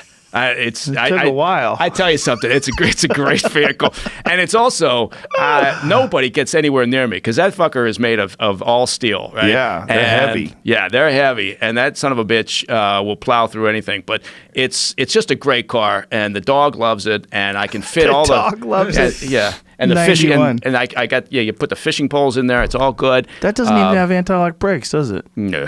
No. Are you kidding? No, I'm lucky if I have brakes. But don't you want a car with brakes? Yeah. It's big enough. That's what happens when you work in security for too long. You're like, there's no security. No. Get the fuck out of here. My seatbelt doesn't work. It doesn't? But I've been meaning to fix it. Why don't you have a seatbelt? The receiver is broken, and where it clicks in. Yeah, exactly. And I've been meaning to get that fixed. Those cars don't even bing when you don't have your seatbelt on. They're like, good luck. No, it doesn't talk to me at all, which is perfect. And you know what else? Nobody can track me in that car. That's nobody's why. tracking me in that son of a bitch. So you just leave your phone at home and you're a good. ghost. I'm good, man. I'm off Pick the grid. up a boner, not boner. I meant a burner. Hello, Freud. A burner phone. Well, the good thing is I can fit my boner in there too, That's which is good. That's the thing that most burner phones come with boners, right? That's the reason why exactly you're getting a burner phone is as because soon you as you got get a that boner. burner, you got a boner, and then it's a great vehicle. Like I said, my kids love it, Muggsy and Scooter and Sluggo. And, that's interesting that you got it because you can't track you with it, and also they can't. Let me ask you this. This is a tough one. I want to ask you two conspiracy ones, but this one's a tough one. Michael Hastings. Do you know his case? Do you know his story? Yeah. What do you think happened there? Well, let's explain what happened. Who he was. He was a journalist.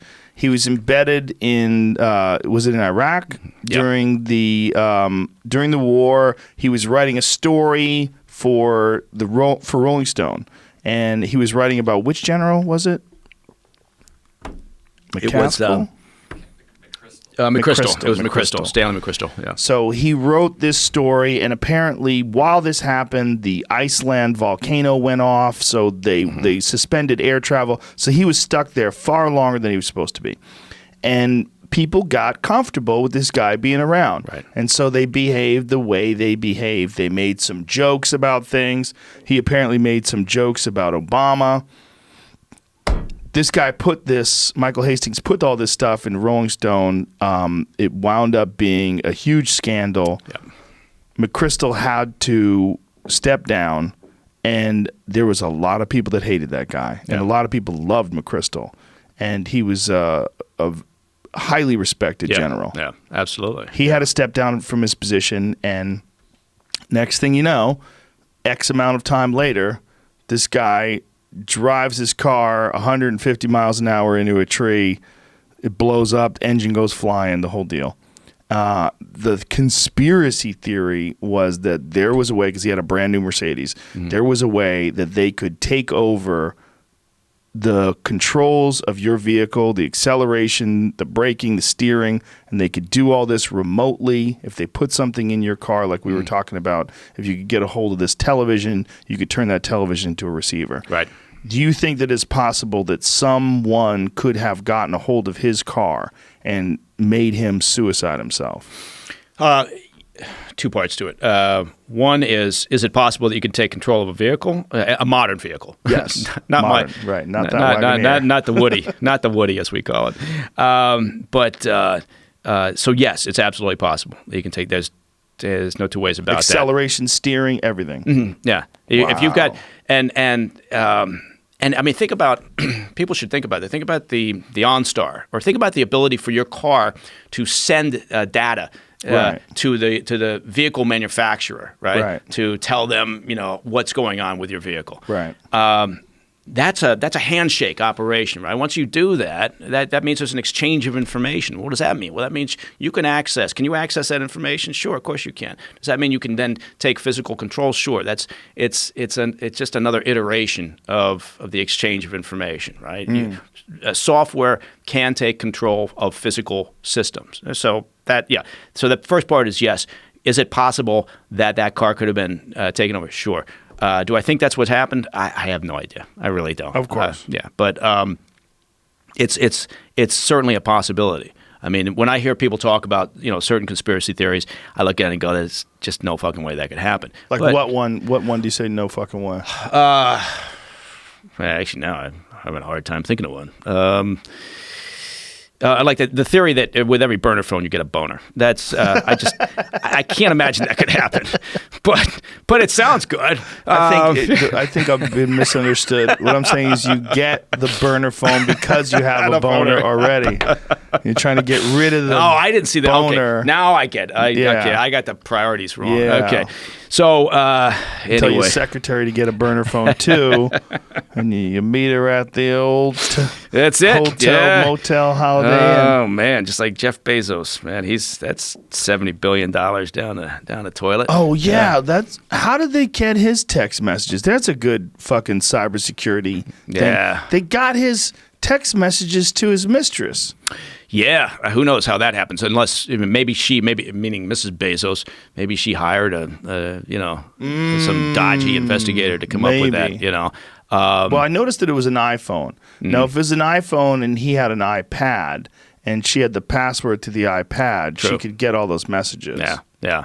But it's where do they live? They live in Washington, right? State of Yes. Washington. Yeah. Yes. Okay. All right. So I guess that's communal. I think. Yeah, half and half. Well, they so. started the company together. She helped him. Yeah. So that's a wrap. But whatever. 70 billion. Yeah, it's rough to give away $70 billion, but let's be completely honest. If you have $70 billion and you notice whether you have 70 or 100, Yeah. you're you might be an asshole. Yeah. That's a fair thing. How do you know the Yeah. difference? Yeah. How the fuck do you even feel it? If Right. she takes $70 billion, does his lifestyle change? Yeah. Does he have to get rid of one of his jets? Like what happens? He's got to give up cable. Does he have Can't to buy afford a it. smaller ring for his mistress? But she's not even a mistress. Apparently, they were separated. We're not going to so take she's that his trip. girlfriend. Oh, geez, really? Yeah. Okay. Yeah, she's All a right, there you girlfriend. go. Okay. So they're saying he was cheating on his wife, but he wasn't really because Yeah. they were separated. Yeah. Well, you would think that that's fair game, but I'm sure that it's going to be Gross. costly. She's but, so hot though. Oh, she's so hot. Who, Mrs. Bezos The or new one. the new one? Oh, I think they're friends. I think she and Mrs. Bezos were friends. They're friends. Yeah. Yeah, It's all going to be very those amicable. bitches. They Yeah. fucking circle. They know what they're doing. Wow. Little coyotes. Man. They know what they're doing. They just take their time. They're patient wolves. Yeah. I think it's interesting because I think he's changed. If you look at Bezos over the years, right? Yeah. And you look at the way he is now, just his physical appearance, right? Mm-hmm. You can just tell that Money. yeah, money. Probably yeah. hired a personal trainer too. But he's got the money. He's going to probably have to let him go now. He can't afford that shit anymore. I lost It's gonna $70 fall billion. apart. Well, the smart thing would honestly be too for him to give away half. Don't even duke it out with lawyers. That'll take too long. Yeah. Well, he has no prenup agreement. There's no prenuptial agreement. Holla. It's understood that Ms. Sanchez has sent text messages to a friend showing off her new relationship with the billionaire. And the friend sent them to the Inquirer. What a cunt. Oh, jeez. You fucking dumbass. Oh, damn. She's hot, though. She looks like that actress. I can't remember her name. Yeah, but, the one on Modern Family. Yeah, that's it. Yeah. Smoking. Yeah, I can see what she sees in him. He's a handsome man. he's a it's the thin neck in relationship with the large head. Chicks love that. Jeff, you're so handsome. They love that look. You're such a man. Didn't he send her like naked selfies too? Oh, no, not him too. I think he did. Oh, God. I think he did. What is that? Why do dudes think that women want to look at their junk, right? I mean, I know. I just don't. I don't get that part of it. I don't get what makes you think, unless you've really been drinking, that you're going to go, you know what? I'll bet she really wants to see my ball sack. Some girls You do. know? Some girls are crazy. I guess. The good ones. Yeah. Damn, she's hot. Good Woo! ones. The Look good at her. ones. Lauren Sanchez has been in a romantic relationship with Jeff Bezos. She's hot. Since April 2018. That's not that long. So man. it's a long-term thing. Yeah. May, June, July. That's enough. He's probably shot so many loads. Wow. He's in love now. Yeah. Amazing. Donald Trump had something to say about it? Yeah, call him Let's Jeff see. Bozo. What did he say? So sorry to hear the news about Jeff Bozo being taken down by a competitor whose reporting, I understand, is far more accurate than the reporting in his lobbyist newspaper, the Amazon Washington Post. Hopefully, the paper will soon be placed in a better and more responsible hands. Yeah, he wants He wants her Bezos to get. He wants her to get it. He wants Bezos to not have the Washington Post, which is highly critical of the president, while the Inquirer has been known to kill stories critical of the president. Oh, so the Inquirer got a hold of the story. I get it. But you know Hilarious. what? I'll bet Jeff Bezos, in the president's mind, I'll bet his opinion went up when he saw that picture of Sanchez. Probably. Yeah, I'll bet he was like. But then he probably read the text messages and was like, oh, amateur. Yeah, come on. Come on, what are you telling her that for? Oh, You're God. in what are you going to do? Jump right out of the frying pan, get right back into the fire? How about you go to fucking Ibiza and dance on the beach with 100 of those broads? Take a little time off is what you're saying. Yeah, Jeff needs he needs a coach. Isn't that interesting how dudes do, I think, but wealthy dudes seem to do Yeah. that more than others. They seem to go straight from one relationship immediately into another one. Yes. Whereas I think that the average dude, I Yeah. think, is doing what you're thinking, which is like, yeah, I'm going to take some time down. Yeah, Well, yeah. the average dude also isn't running a gigantic multinational corporation like Amazon. The thing is about true. that is the amount of time that guy has to dedicate to his job has got to be just unfathomable. I mean, I can't imagine what is involved in that guy's day-to-day activity. And he seems ruthless as fuck and very hands-on. Yeah. So he probably doesn't have time to go to Ibiza. If the average guy had anywhere close to $100 billion, though, Oh, they just they'd be, bail. they'd be Like, doing all that's sorts it. of shit every day. They'd be at strip clubs. Oh, like, all yeah. sorts of shit. Cash out, Yeah. too. Yeah. No more showing up at the office. Cash out. Cash me out. You wouldn't keep going? Cash me out. No? You just keep... No. I'd do podcasts, I'd keep showing but up. I wouldn't have because, any you know, ads. I'd do I didn't have podcasts any with no ads. No ads at all. I'd be like, I'm good. That'd be nice. I'm good. I'm gonna give you guys this shit for free. I look at the overhead's expensive. I it's fucking building and air. It's an amazing building, by the way. Internet. Thank you. Have you ever shown? I mean, have you like displayed it? Or the gym you've got is fantastic. Yeah, I put some pictures of it up. But yeah, you know what, man? For me, it's important because I'm not busy like Jeff Bezos, but I'm fucking busy. I need to get all my shit done in one spot. So when I can, I come here early. I bang out a workout in the morning. I get my fucking sauna in, float. I like to float at night. You got a sauna here? I did not know Yes. that. I didn't Got know a that. float I knew you had a tank. tank. Yeah. Yeah, I got a sauna. It's for me. It's nice. I can get everything done in one spot. It actually saves me money just because of the amount of time that I have. Yeah. By the way, I did not say it at the outset, but I should say it. That show you did in Boise, Boise's in Idaho. It's a beautiful place. Don't tell anybody. That was fucking brilliant. Thank you. That show was fantastic. It's fun. People were talking about that for a long time afterwards. It was a great crowd. That was a right? giant ass place. Yeah. It was fun. Yeah. That was a really good time. I mean, for people listening, it was a massive. It's the Taco Bell Arena, which is the best venue in the city. It's a big venue, and there was lines just blocks and blocks and blocks before they opened the doors, and even after they opened doors because there were so many people. Boise is a great town, man. I had heard how good it was. That was my first time ever going there, and I was blown away. Yeah. The people are super friendly. It's gorgeous there. Everything's clean. I don't want to talk about it. I don't want anybody to move in. Oh, people are moving in. I think we talked about that. Before the show started. Was a Wall Street Journal wrote an article saying it is some time ago, a couple of months ago or whenever, saying it's the fastest growing city in the country. Once you go there, you go, okay. Like Yeah. if you brought your wife there and you said, "Look, we're going to move here," she'd be like, "Yeah." We got a lot of people from California coming up there. Of course. I'll say that much. Yeah, and some good friends of mine who are living down on the beach right now. They seriously looking at it. They've been looking at property and thinking. You ever see maybe wolves? With coyotes, yeah. No wolves? No, well, no, we haven't seen them. We got them, but we know haven't you seen got them. 'em. But we've got we had a coyote in our neighborhood for quite a while. He kind of became famous, and they're good-looking coyotes. You know, the East Healthy. Coast, they're like skinny and frail. They look like Wile E. Coyote, but out here or out west, up there, they're well fed. Well, you know? have so much wildlife. Yeah. You know, Idaho has an incredible mule deer population. You have amazing elk populations. Elk hunting's fantastic. Yeah. Oh, it's beautiful. Yeah. And If I so decide to go off the grid, that's one of my prime spots. place to go. Not telling nobody. I'll tell you. I'm not telling anybody good. else. Good. Let me know. I'm gonna We'll hide. pave the way. I'm gonna hide up there.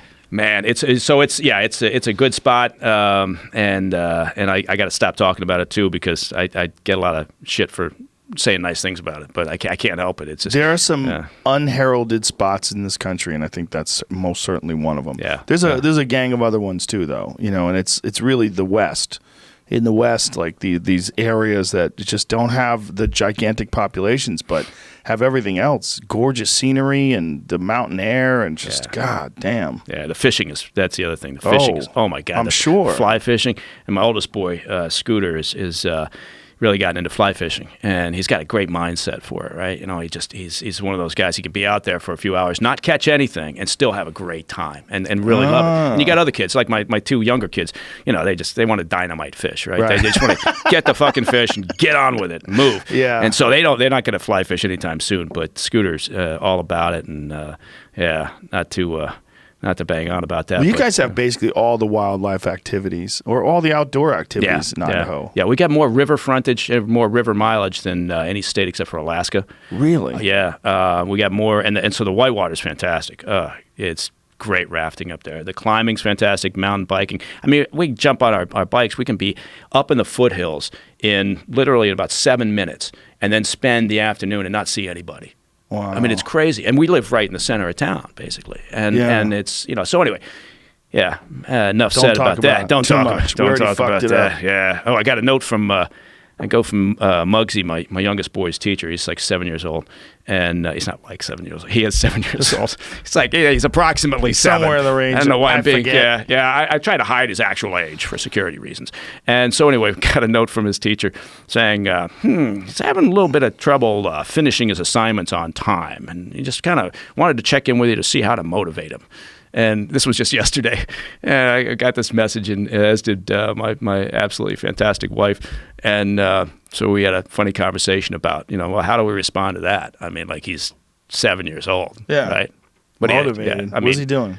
Working for a living? Yeah, exactly. I mean, how do you motivate him to cut and paste faster or something? But so I you know, all I could think of was food, right? Like my retriever, he's food motivated, my dog, and so I'm figuring, you know, Muggsy's the same way. You know, you give him a cupcake and he'll finish that assignment. So I had no idea. I was really stymied, you know, because I know we all, you know, I mean, our kids are, you know, like everybody else. You always view your kids, they're great kids, they're smart and everything, but you know, and I give the teacher a lot of credit, you know, for being focused like that. But at the same time, I step back and I look and I go, it's okay. If he wants to slack off a little bit. He's 7. He's 7, exactly. Why, you know? why do we have this obsession with getting kids to bust their, like, I have a friend who's going to put their kid in Waldorf school, and we were talking about that, and I guess they don't even teach them to read until the 3rd grade. And my wife was like, get the fuck out of here with that. Because my youngest daughter's in the 3rd grade. She reads great. I mean, we read every night. She reads perfectly. I'm like, imagine if she hadn't even started learning how to read yet. That's what opens up everything else, right? Yes. You can't delay that part of it. Yeah. But I know we finish every evening with the kids have to read, right? Get on, you know, finish, and then she likes reading too. Yeah. That's the other thing. Like, I don't think it's a bad thing to have kids read, but what does you heard it here first, ladies and gentlemen. Controversial.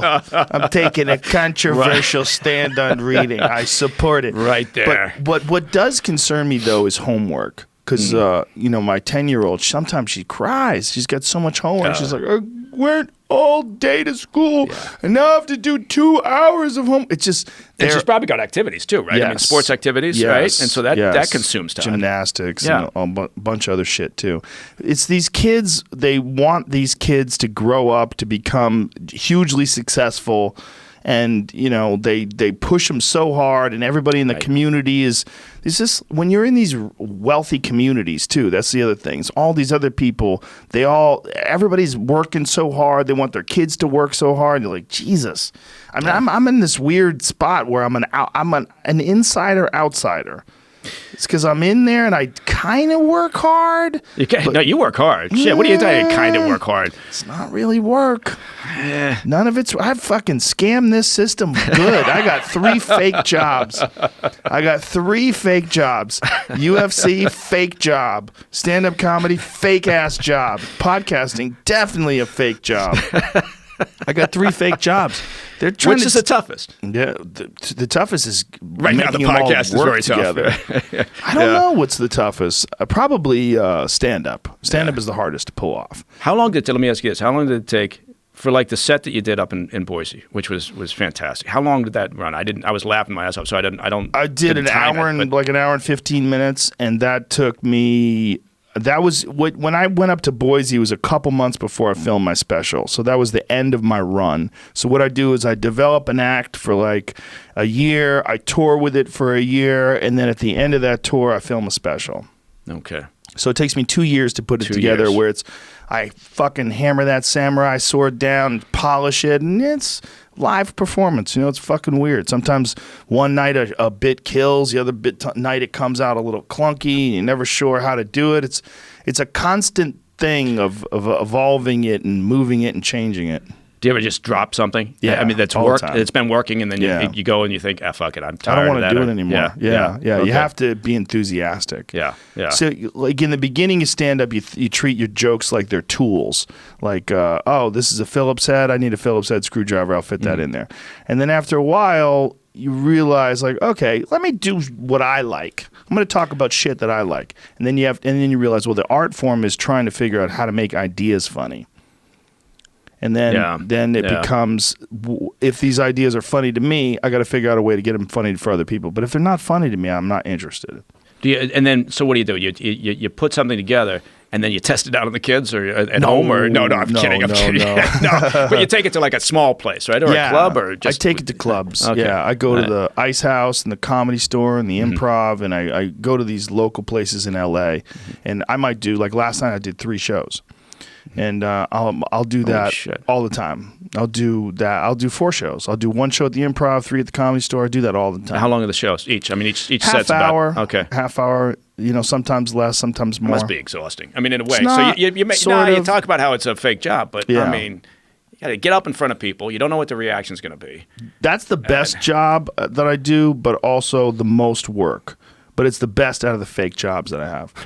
That's the best fake job because it's the most fun. Like, the Boise thing was like 11,000 people. If you crush in front of 11,000 people, that feeling is just, when you hear the roar, like you hit a punchline, you hear the roar of the crowd.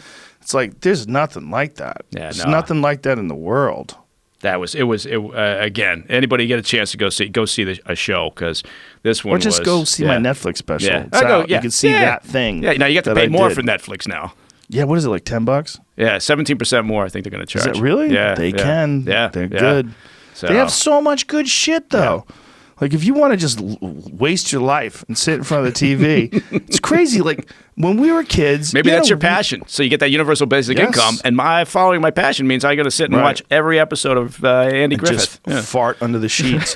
There's a lot of people doing that right now. I don't know if that's bad.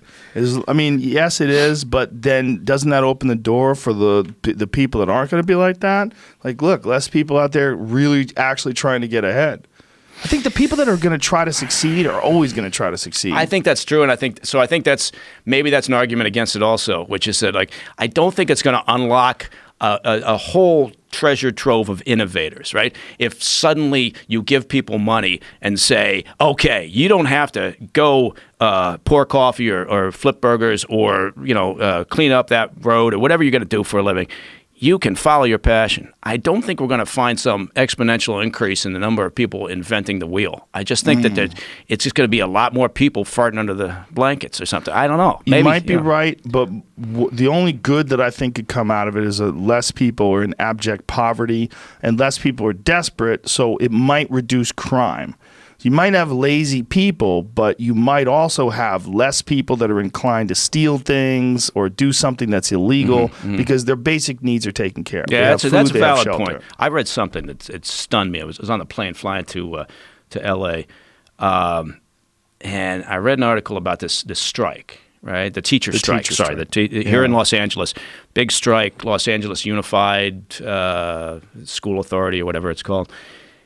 And it was just before they went on strike, but it talked about the problems that the school district has. And I don't know whether this statistic is right. I read it numerous times because I was so surprised by it. 80% of the families that use the Los Angeles public school system are at the poverty level or below.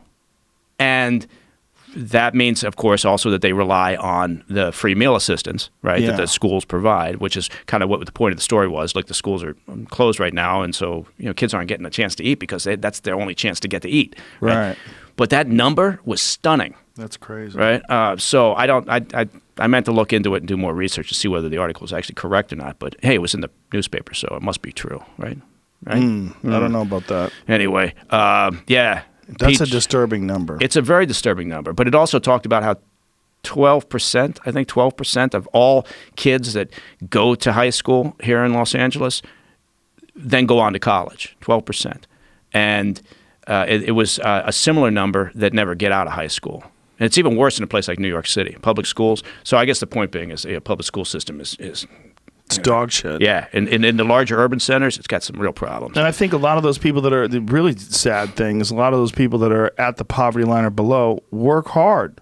It's not a lack of motivation. It's they just don't have opportunities. They don't know what to do. They're not doing it the right way. They don't have guidance. They never learned correctly when they were young. Right. Maybe single parent. They're working 2 or 3 jobs. Yeah. And no, but look, California's got all sorts of interesting issues. I mean, there's, I talking to some folks, and they said a quarter of the nation's homeless people live here in California.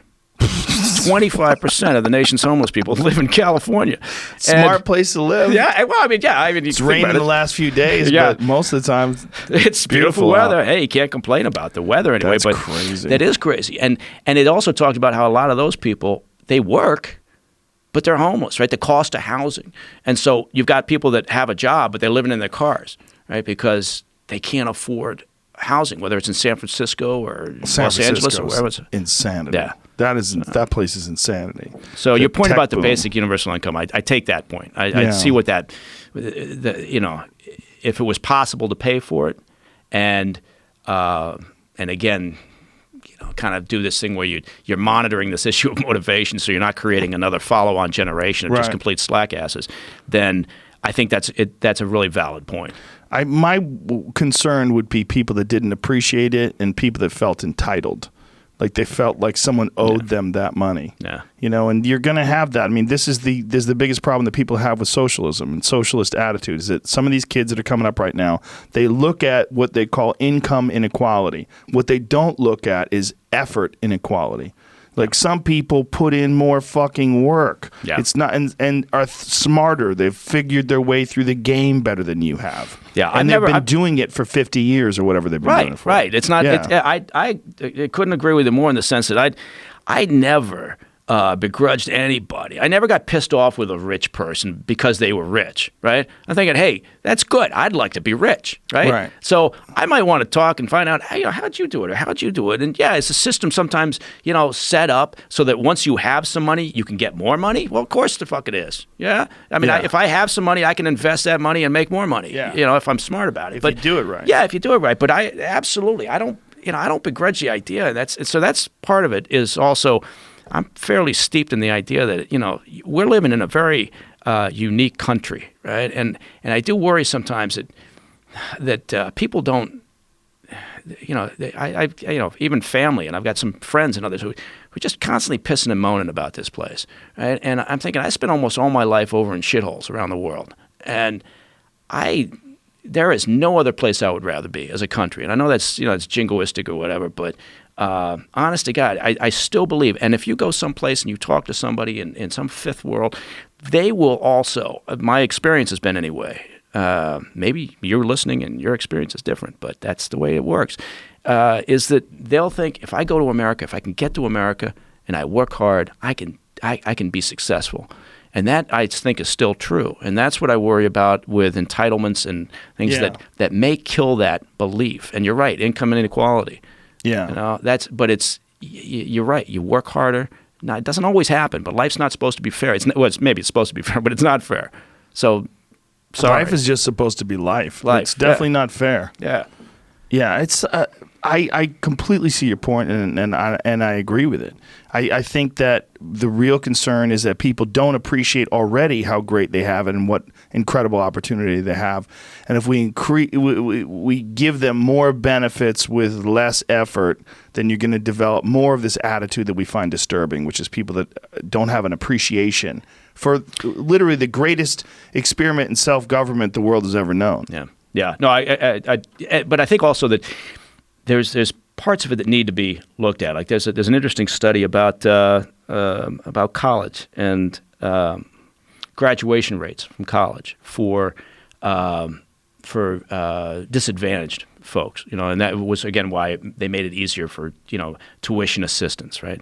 So the idea was we want to expand the college ability for everybody, which is a great idea, right? But what they found was they expanded the college opportunity for everybody.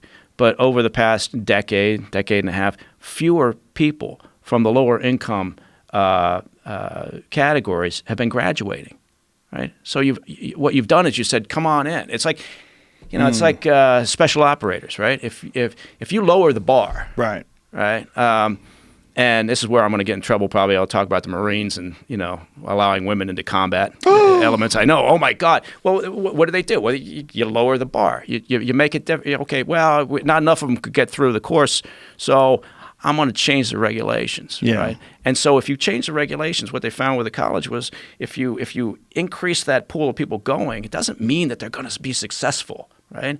And now what you've done is you've kind of saddled them with some college debt, and they didn't graduate. So they're still earning what a high school, graduate earns, and the system doesn't work. And so I think sometimes just the idea of throwing money at the problem or it doesn't. It's not helpful if we don't think it through and then assess the results. So, but yeah, that whole Marine experiment. I think they're catching it late in the chain, and I think it's good to give people the opportunity to succeed and to advance themselves. But if you really want to address it as a systemic problem, you got to get to the root of it, which is these unbelievably horrible neighborhoods and these toxic environments that these kids are growing up and being abused and being scared and bullied and terrible piss poor education, first through all the way up to high school. That's really where you have to address it. I mean, addressing it just at the college level and giving them the opportunity to get into college and making it easier for them, it doesn't negate the terrible foundation that's been laid by their life. Right. Yeah, and I think we had this idea that college should be for everybody, right? Yeah. And that's okay. That's great. And I think that's where the people like Cortez and Bernie Sanders and others with their idea of free tuition. Yes. They're thinking, okay, well, look at Europe. There's some countries in Europe have free tuition, and hey, it's it's relatively prosperous, and there's nothing wrong with that. But at the same time, I think we don't assess the cost and the overall efficiency of an idea sometimes. And so we just assume and open it up, let everybody go, and somehow this is going to work, right, to our advantage. And the honest to God answer is no. I think somebody is better off sometimes, going to, becoming a plumber. Right. Yeah. Maybe it's an honorable living. It's a great living. Great trades. It's a great living. One of the happiest guys I know is my plumber in Boise. That guy he's got it knocked, right? He's always out for hunting season, and he'll call. I'll say, look, I got a leak, right? My ceiling's about to cave in. He goes, well, I'm going hunting. I'm sorry.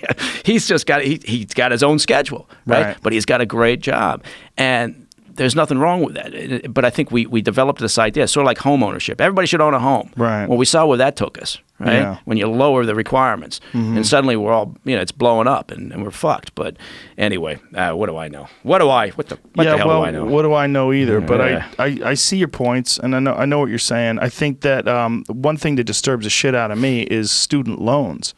I mean, one of the worst ways to prepare a kid for the future is to saddle them down with $250,000 worth of debt by the time they graduate from college. Right. No, absolutely. And then they get a $50,000 a year job, and they're like, "What in the?" And they're doing well with a $50,000 a year job. That's a great job to get out of college, and you just look at the debt that you have, and you're like, "What the fuck is this? Yeah. How am I going to pay this shit?" Yeah. No, I know. And we have sold the students a bill of goods. Yes. And some of it, okay, some of it's on them, right? Some of it, the older students are the ones who are willing to take out this loan, and then suddenly they're using the money for something else. Okay, fine. Right. There's individual responsibility, but no, I agree with it. The student loan debt is a major issue. We occasionally, the Capitol Hill talks about it, but not really. I told my daughter, who's a fantastic person, I said, the biggest gift you're getting is getting out of college without any debt. Yeah. That's so. Dad's not going to buy you your own Wagoneer. You gotta get your own Wagoneer. Yeah, your tuition, and that's it. That's the best I can tell. That's a gigantic head start for kids. Just Yeah. It sounds so fucked up, but it's true. To not be in debt is gigantic. Look, they're giving kids credit cards, and their frontal lobes aren't even developed yet. And they're doing all kinds of wacky. They're like, "Well, I'll figure it out." Right. Like, you ain't figuring out shit. You never figured out things up till now, and the idea that you're going to get magically smarter over the next 6 months while you owe all this money is crazy. Right. Do your kids? Did your oldest have a phone yet for security purposes? Or what is this? What do you got here, Jamie? holy shit! Student loan clock. Of Oh the current my debt. God. What is that? I can't even figure out what that is. Is that, 1.6 trillion. Oh my That's a God! Look at trillion. it go! Oh, so what is this website that people can go to? This collegedebt.com. I just typed in student loan Holy clock. shit! Debt clock. Look at it rack that. up. Look at that. That is an insane amount of money. 3,000 or mesmerizing. so a second, something like that. Is that what it is? That's what I'm 3,000? looking. I'm just kind of guessing off of what I'm seeing. Yeah. Oh, okay. That's an insane amount of money. So you just made that number up. You just just off of what I'm okay. looking at. No, I know. Okay. Look at credit cards, auto loans. Is that the credit cards and auto loans for us, all of us Americans, or students? Yeah, and then It's all credit card debt. what I just looked at too on another page that had a clock. Which is the same number. It's not including the interest on the federal Good God. loans. Just Good That's Lord. crazy. So you look at that and you think, okay, no wonder it's a popular idea of saying you got to write down student loans, you've got to get free tuition going on, Yeah. and do all these things. And I again, can the country pay for it? I don't think so. Should we be talking about it? Absolutely. Should we be looking for other alternatives and other options? Yeah, but I think it's we're not even willing to address the issue of Social Security and Medicare and trying to deal with entitlements as they currently exist, which we Yeah. know are going to bankrupt us at some point, right? We know Right. that. It's not a mystery. And we can't deal with that. So how are we going to deal with these other issues? Well, that's the question I had about a guy like Trump, who doesn't seem to like to pay attention to things. How the hell is one person supposed to be in the director of all these various aspects of our world? Yeah. No, I've heard that, from, what was the name? The economist, can't remember his name. But anyway, very, very smart guy, very smart economist who was talking about this and saying, this is what we expect of a president. Think about all these things that the president has to be cognizant of and supposedly capable of digesting a lot of information and making decisions on a very number of things. And obviously, you delegate and you do, fine. But it is an interesting system. And it is interesting how, right now, there's a lot of people that don't have faith in the current president to make, some of your basic decisions. Previous administration, there were a lot of people that was convinced he could, understand anything, right? I mean, he was, capable of all of it. So I don't think the job itself is too big, right? I just think that, the way that we go through the selection process has slowly over a period of time, gone downhill and has kind of resulted in what we're doing right now. Part of it's the bullshit primary process, and the way that we do the initial selection. There's a lot of things, I suppose, kind of. Sure, the fact you have to be registered as a Democrat or Republican to vote in the primaries and all those things. And then, it's just everything. Like the whole thing's a big mess. But on the flip side, here's what's crazy. Trump doesn't seem to be aging. Everybody else really? You think it's ages so hard. Yeah. They age so hard because they're paying attention to everything and they have real concern. Well, yeah. He seems to be just like a fucking water on a duck's back. Well, just maybe he's going to outlive us all. Maybe he's figured out how to avoid the stress. He doesn't seem any older. Yeah. Oh, you remember what President Obama looked like when he finally walked out of office, or Bill Clinton? I saw Bill Clinton not too long ago. We were down in Little Rock, and you saw him. Yeah, he was at an event that we were. It was a relatively small dinner, and was he chasing pussy? Don't lie. Well, yeah. Don't lie. Yeah, I'm not saying he touched me inappropriately, but want to know where I got my burner phone. I would love to be a fly on the room, a fly on the wall in a room with that guy. But I will say this much about him. He was. We started talking. I thought I was just going to go up and shake his hand and say, hey, Mr. President, good to see you. Because I always liked the guy, right? And okay, aside from his obvious issue and the problem he had, in terms of his ability to govern and the fact that he's a smart son of a bitch, and he. I just found him, capable of the job, right? Just like I did with President Bush, and there were good aspects of President Obama. I don't have a dog in the hunt, right? I mean, I'd rather see the results than the person. But anyway, talking to President Clinton, we started talking, and he immediately went to an old agency operation, an old thing that had happened during his time when he was president, to talk about it, right? And you could tell that he had retained a tremendous amount of information, right? And we were talking, and we ended up talking for 15 minutes or so, just kind of about this particular incident. And he was kind of curious, and he wanted to recount kind of some of the thought process that they were, going through. And I found it really interesting in the sense that it was a surprisingly deep conversation, right? For some, and he's curious, and I always thought that was the most important quality for anybody who gets in that job. They have to be curious, right? They have to be inquisitive. And, on the scale of, presidents, where does the current president, exist in the curiosity scale? I don't know, but I think that's probably not his strong suit. So maybe that's one of the reasons why he's not aging, is because he's not asking that fourth or fifth question that leads you to the point where you go, oh, that's a pretty fucked up situation. Now we got to worry about that one. Yeah. Right? So maybe it is, water off the back, and he's figured out a way to deal with stress. Well, on the plus side, he seems to be making business owners happy. He seems, at least ones that aren't affected by the sanctions against China, because there's like steel manufacturing and a lot of other companies that are very upset by.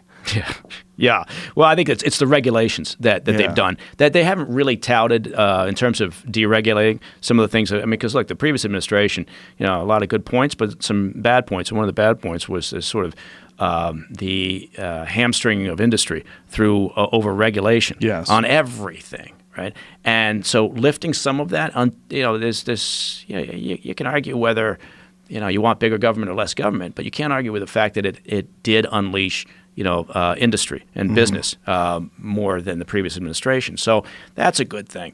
But look at all the other concerns. Now we're talking about a global slowdown. Right, because China's numbers are looking soft, Germany's looking soft.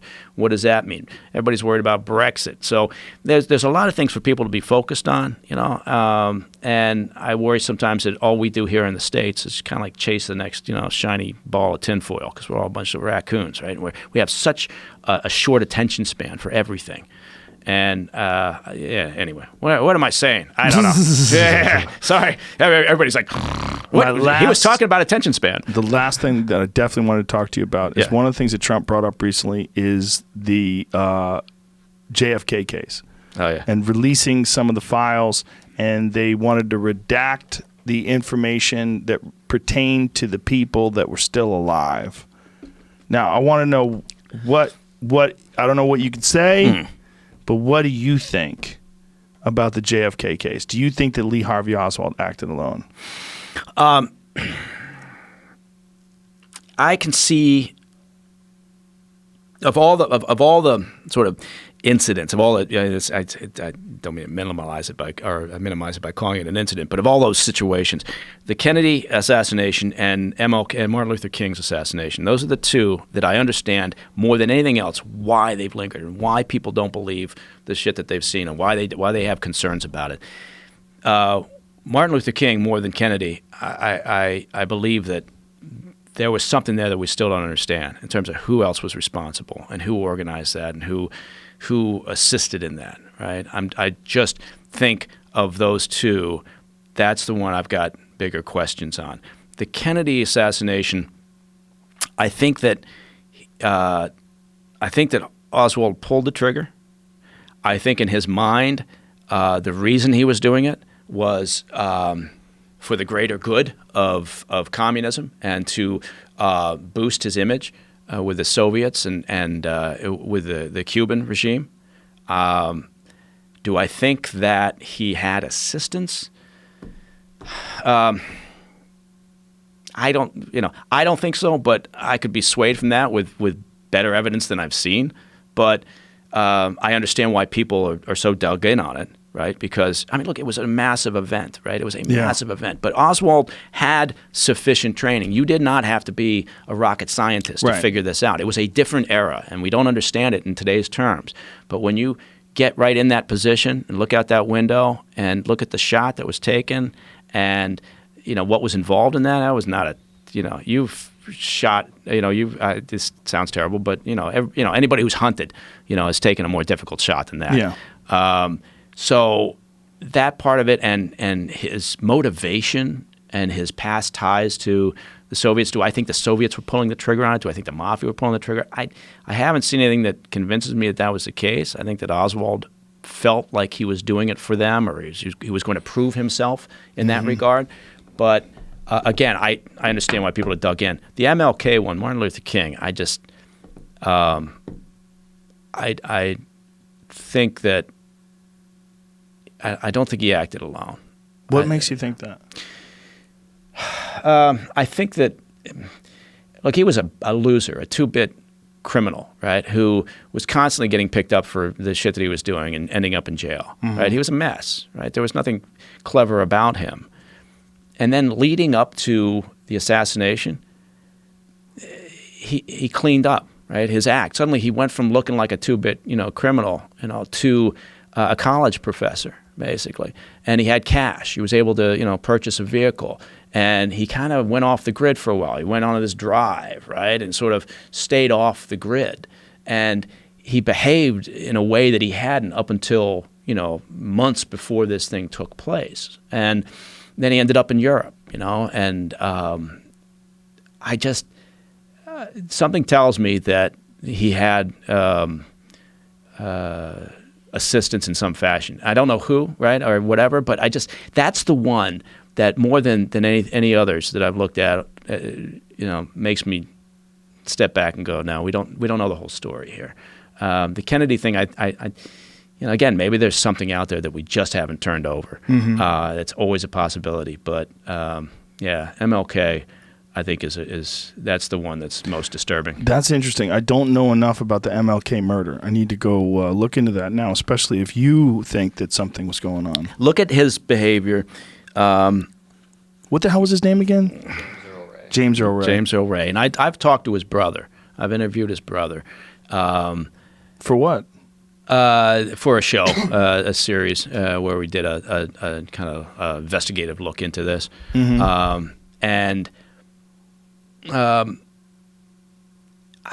There's if all you do when you're looking at this is to look at Ray's behavior in that year leading up to the assassination,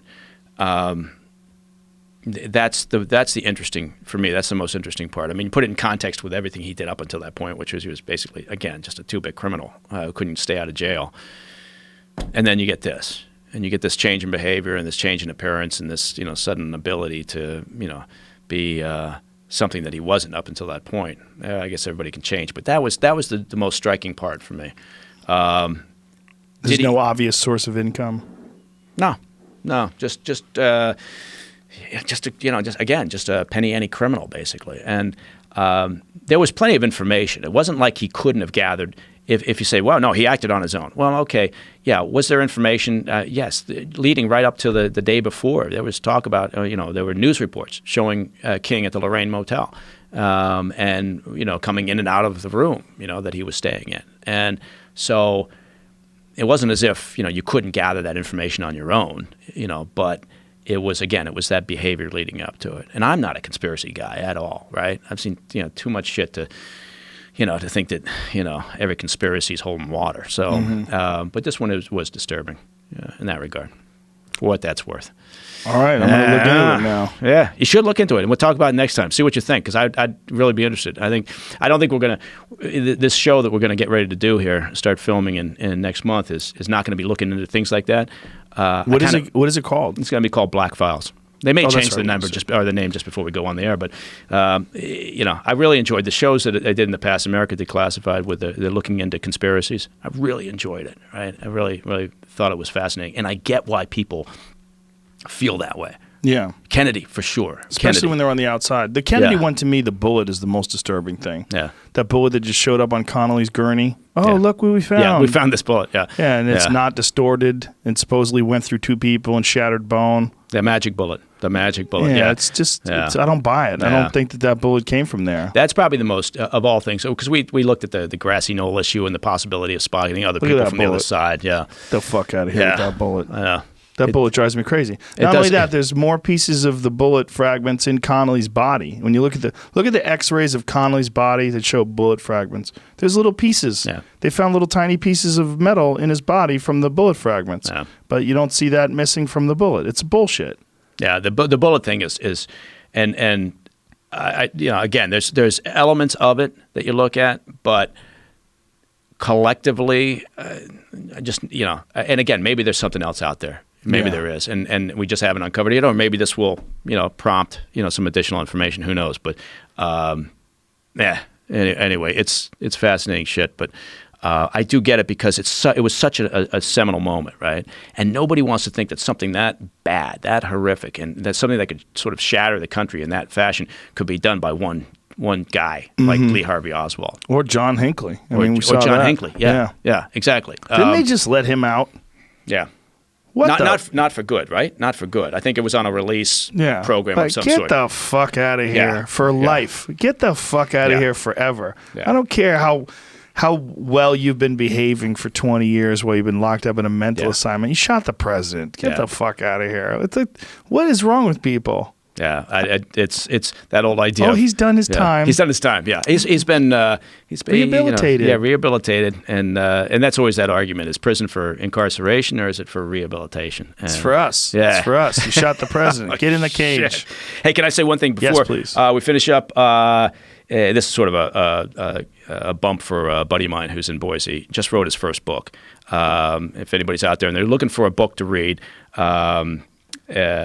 His name is Andrew Cousins, and he's a former operator who, knows his shit. And it's his first attempt at a fiction novel. It's called A Failed State, and it's set in Afghanistan and also here in the U.S. and a couple other places, Turkey and Germany and elsewhere.